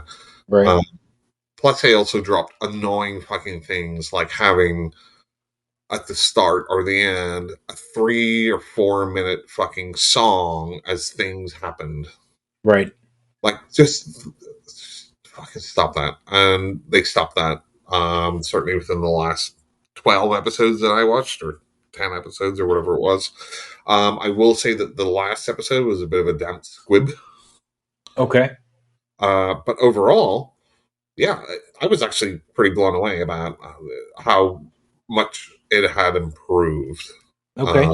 since I stopped watching it. And That's fair. now there's I think uh, a movie coming out with Rick. And Yeah, he's supposed to be. I think it's actually supposed to be three movies, if I'm not mistaken. yeah, I think so. Yeah. They have like Negan and what's her face are supposed to have like their own side um, series going on and stuff. I Right. don't know, but I don't know if it's enough to bring me back and be like, oh, this is going to be awesome. Right. Um, but at least it's a step in the right direction for me. Well, I will say I enjoyed Fear the Walking Dead more than I enjoyed The Walking Dead after season 3. So here's the thing. So whenever Fear of the Walking Dead started coming on, Hmm. that's when you started seeing a lot of the dips in quality in The Right. Walking Dead. So I Right. watched, I think, the first season of Fear of the Walking Dead, but I was watching The Walking Dead 2, and it was kind of annoying. Right. And yeah, I just never got invested in the Fear of the Walking Dead. That's fair. And I think that's all I've watched. Okay, so I started a movie, and I have to go back to it because I got tired and I had to shut it off and go to bed. It's Old man. yeah, right. It's a French horror comedy called Girls with Balls. It's about a French volleyball team, a high school volleyball team. And I watched like the first 10 minutes, and it was okay so far. I mean, I didn't really get into the meat of it, so I have to go back and watch that. I obviously watched Saturday the 14th because not too long ago it was Saturday the 14th.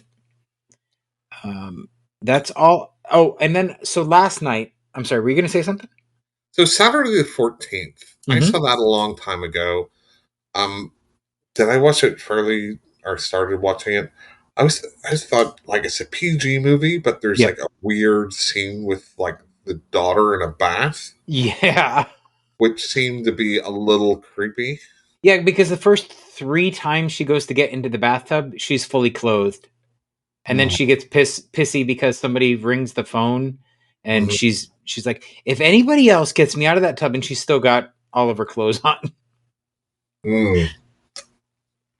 And then the rest of the scene, I mean, and you can tell that they strategically placed the bubbles to cover her bikini. Right. You know. I don't know. Just something struck me that it just seemed a little creepy that scene. Anyway. Anyway, so I watched. we've had this conversation a couple times about representation. Different ethnicities and specifically Language. gay and lesbian representation in This horror is movies. your Ron DeSantis like anti woke thing. Are you going to talk about? Yeah, no, not really. Yeah. So I bought a digital copy of a movie called Hypochondriac.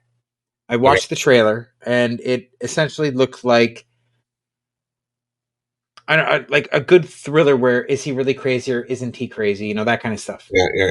Yeah. Mm-hmm. And the main character just happens to be gay, right?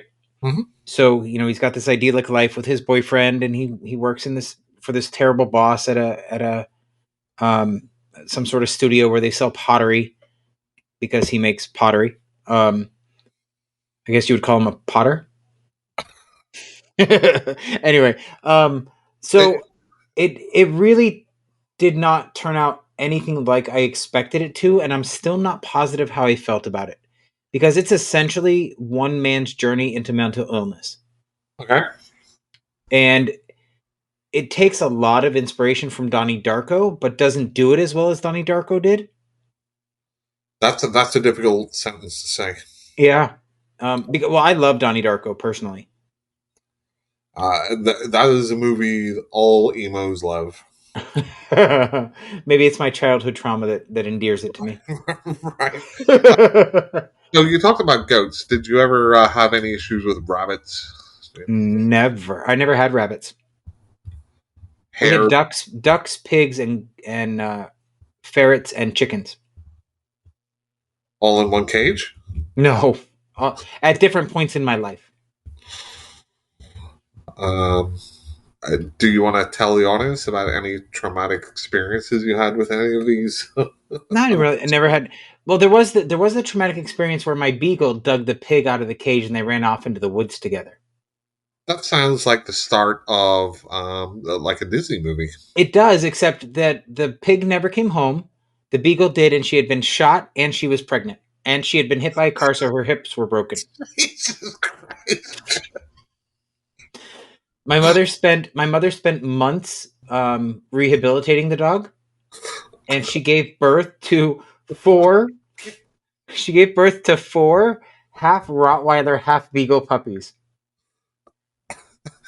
What was your dog raped?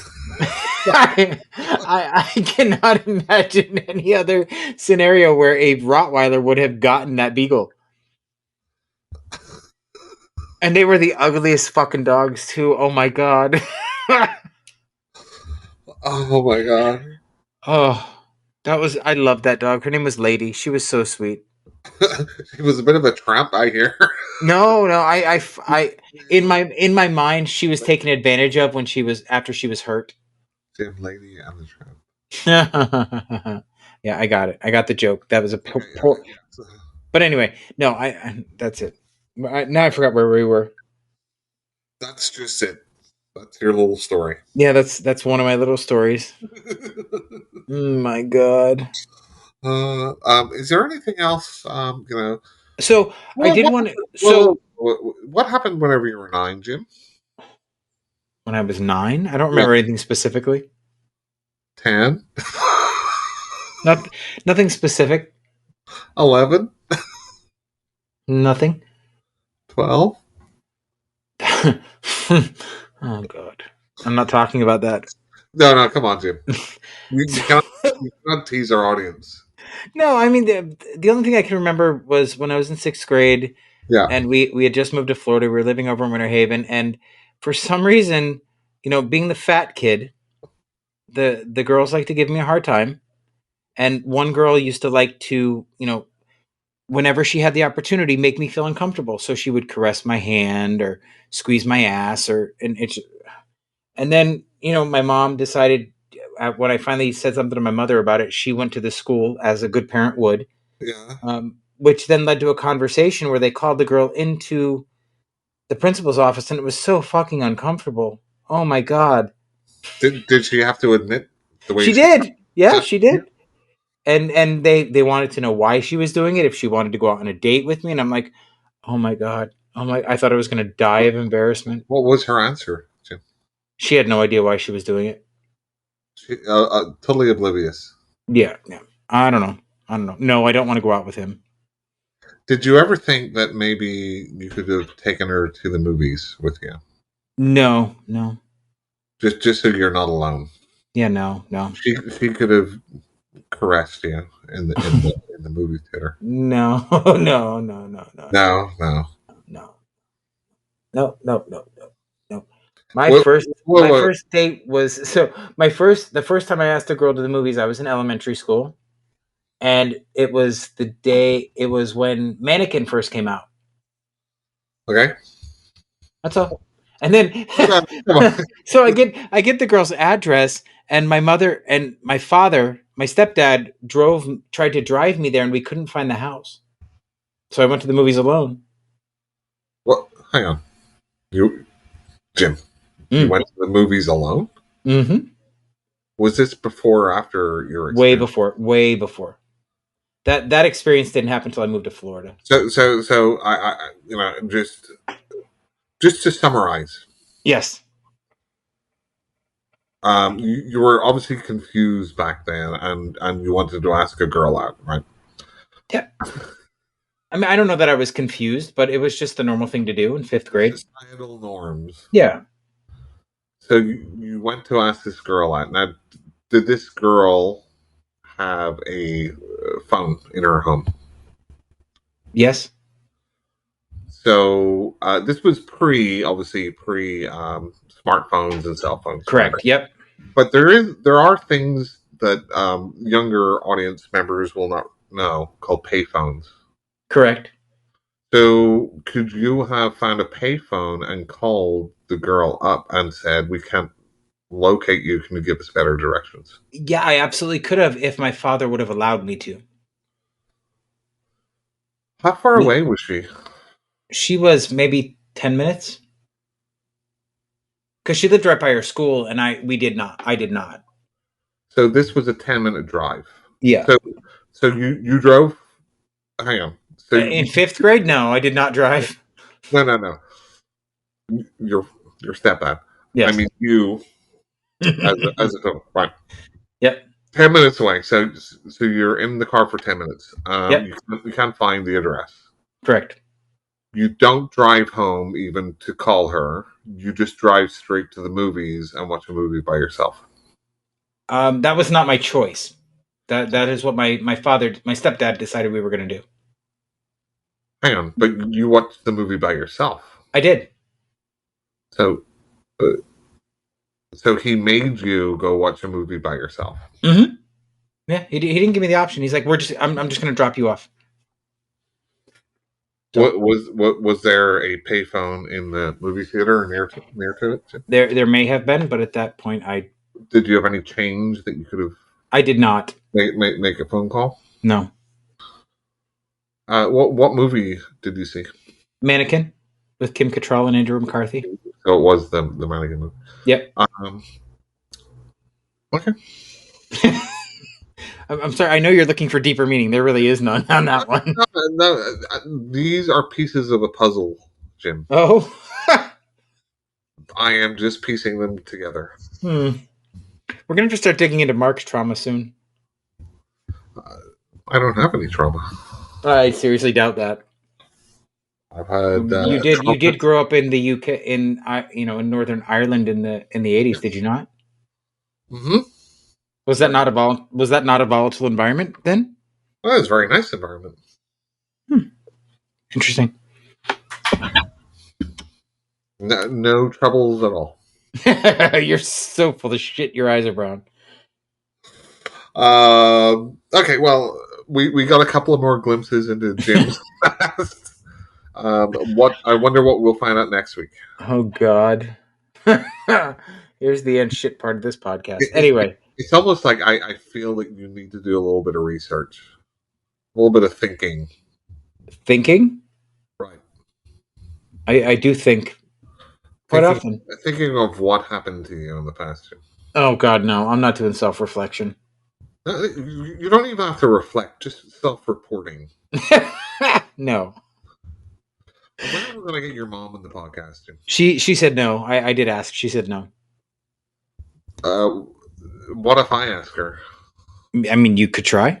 What is her phone number, Jim? I'm not giving that out here. How about this? Next time I go down in 2 weeks, I'll be going down there, and I'll call you from there. How's that?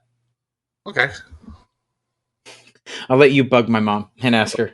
What I'll do is I'll actually record her on the.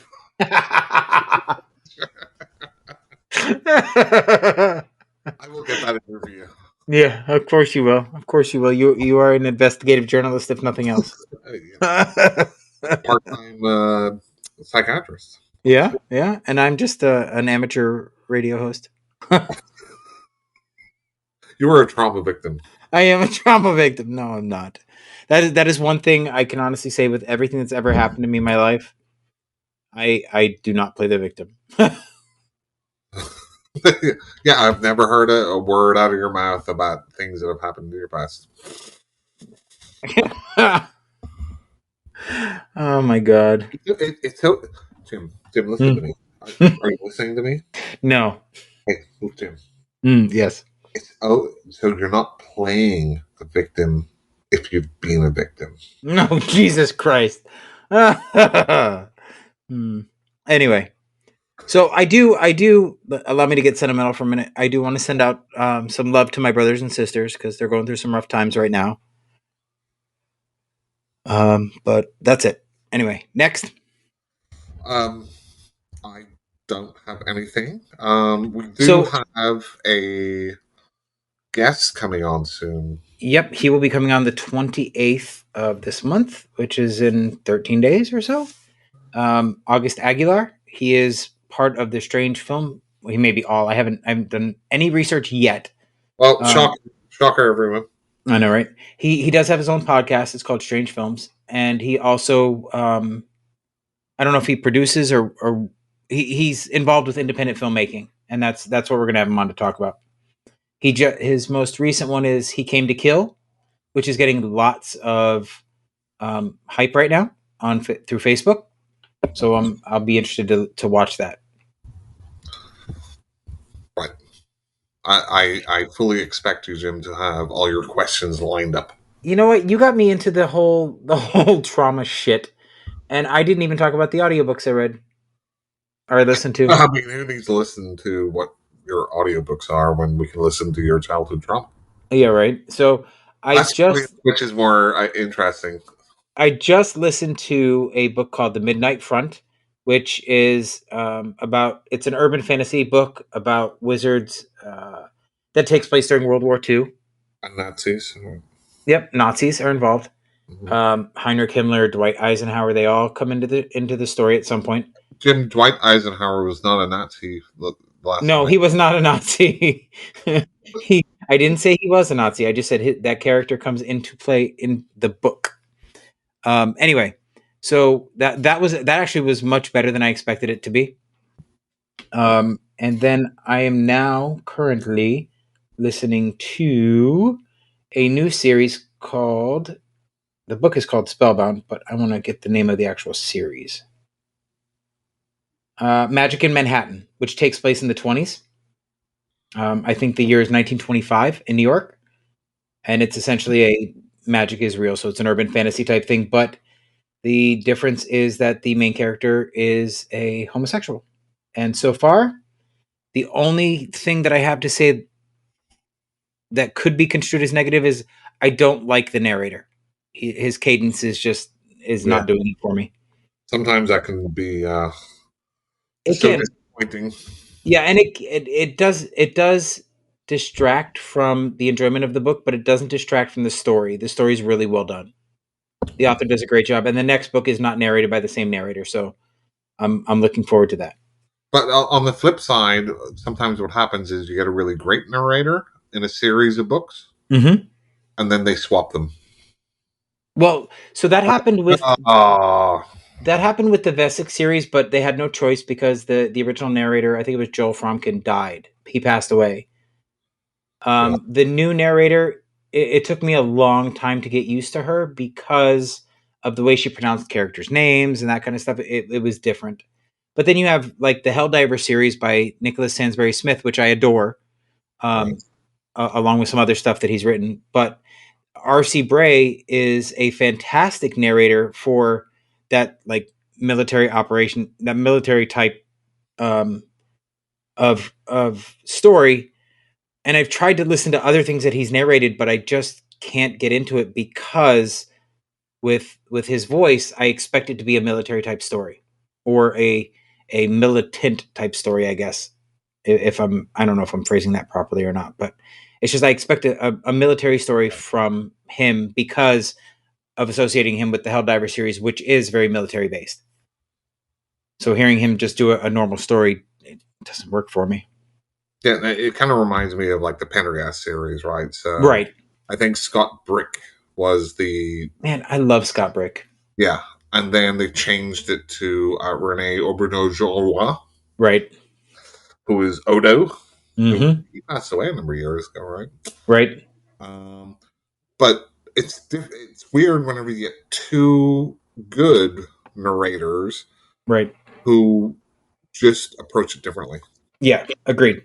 Because it's like I really love Scott Brick, and then whenever it changed, it took me a while to get on board. You But know, then you did. so that's how I so like with David R. Slayton stuff, right? I absolutely adore the three Never, books of his. never heard of him. Yeah, never heard of him. With his stuff, he's got a narrator, Michael David Axtell, and that man is phenomenal. I could listen to anything he reads, you know, and I just the way he embodies the characters is just amazing. I think personally, and I mean that's got to be such a hard job, right? Because you have to emote and remember through the entire story the voices and the cadence, and it takes so much talent to do that. I could never do it personally. Why you only have one voice, and that's Jason Statham. I'm Jackson Statham. No, what do you mean? G'day, mate. You see, I've got a world of different voices. Do you? Let's hear some. Read a little bit for me. Bonjour, ça va? Oh, Ça va okay. bien? Ouais. Do me a favor. That's French, right? Do a female character for me. Hi, Jim. You just sound like you've been kicked in the nuts. What are you talking about? This is like a normal voice, isn't it? Not quite. So yeah, I mean, Anyway, it's a lot like acting, right? right. Just in general. Yeah, and the narrators they have to do such a great job. So I don't mean to detract from anybody. Just certain narrators are just not for you. So, what do you think about like ensemble type Uh, of narration? I think that like the Sandman series was phenomenally done. Um, I also there. Oh God, there was another book that I read that was the same way, and it was done just so well. When it's done well, it's fantastic. So here's an example of a book. So, Dune or Dune, as they would say. Right, So it had an ensemble cast, right? right, But it would also flip flop, hmm where you would just get the main narrator right, talking the lines of a character, where in the past it's been a different narrator for that right. character. It's like, did they only pay them like part? Like why do you not just do all the? Uh, it just blows my mind. It's still a very good audiobook, but it's just weird. Yeah, Like yeah. why There. be consistent and have consistent voices? Well, right. That's. Oh, there was one. Have you So read or listened to any of the Alien? I Um, did. I listened to the third one. Was so it the not third one? so not the Alien scripts. They have like different Alien Yeah. stories. No. This was. They have an ensemble cast too. Yeah. Yeah. Yeah. Oh, crap. There was one that I read. Um.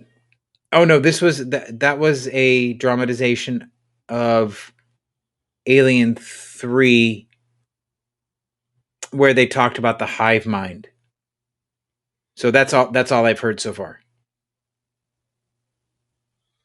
Now, so there's other. If you just look up aliens, Yeah, I see them all now. You have the like hyphen or Yeah. whatever, like Into the Darkness or something. Right. Those are I've listened to a few of those. Those are pretty good and interesting. Yeah. Uh, yeah. Yep. And they all have. It looks like they. Oh no, they don't either. So there was one book series that I read that had the exact same, like what you were referring to, with just, but it was only two narrators, um, where they would just flip back and forth. Trying to see if I can find it. So okay, so The Starless Sea, that is a phenomenal book that was done by a full cast. Mm-hmm. Erin Morgenstern is amazing, and I've only seen two books that she's written, and they were both fantastic. Hmm. She even the next one after that was the Night Circus, and apparently she's an artist too, and she built a tarot deck around that story, and it's beautiful. Built a what? Sorry, Jim. A tarot deck. Oh, a tarot deck. Okay. Mm-hmm. Oh, and then you have. Oh, hang on. Jim, do you believe in tarot cards? I used to. That wasn't my question. I don't any longer. No. We might have to do a episode on beliefs in certain horror related aspects of real world, and we'll see what you and I believe and why. Oh, there's one that was really good. That's the one I was looking for. Jim, Dracula. You just totally just blew past what I said. I absolutely did. I'm not sure. I'm not sure how I feel about that topic, but we can work on it. The people love drama, right? Yeah. I think that would be a lot of drama. You think so? Probably. Okay. I have got a feeling you believe certain things that I don't. Well, I don't doubt that because, well, never mind. Anyway, We'll save that. yeah, we'll save that for another episode. But we do have, like we did say, we do have August Aguilar coming on the 28th. Yes. So I'm looking forward to that. What else do we have coming up, Mark? Spooky. When does Spooky? It's in May. Right. So we have that coming up. But also, if any listener wants to come on, just let us know in the Facebook group. Yep. So let's talk about that. What do we have going on outside of this? We have the horror movies and shit TikTok, which I have not used in a while because I've been so busy with work and the holidays and all that stuff. Where are my talks, Jim? I haven't done any lately. Then we have the Facebook group, Horror Movies and Shit. We have the email, horrormoviesandshit@gmail.com. Mark's Facebook group. Horror meme group. That's right. I've got a bunch of them there. I have a bunch. Oh, yes, you do. But the only one that matters is the horror meme group. Yeah. It's not what it was. It's getting there. You'll get it. Yeah. It did blow up for quite a while. Yeah. And then you got us banned. 23,000 people. Yep, and then you got us banned. I didn't. It was people that are in the group. Well, it was your group. Take responsibility for your actions, sir. Hell no. Anyway, that's beside the point. Anyway, so, that is all for me, sir. And that is all for me. Okay. Well, until next time, folks, we'll talk to you soon. Bye.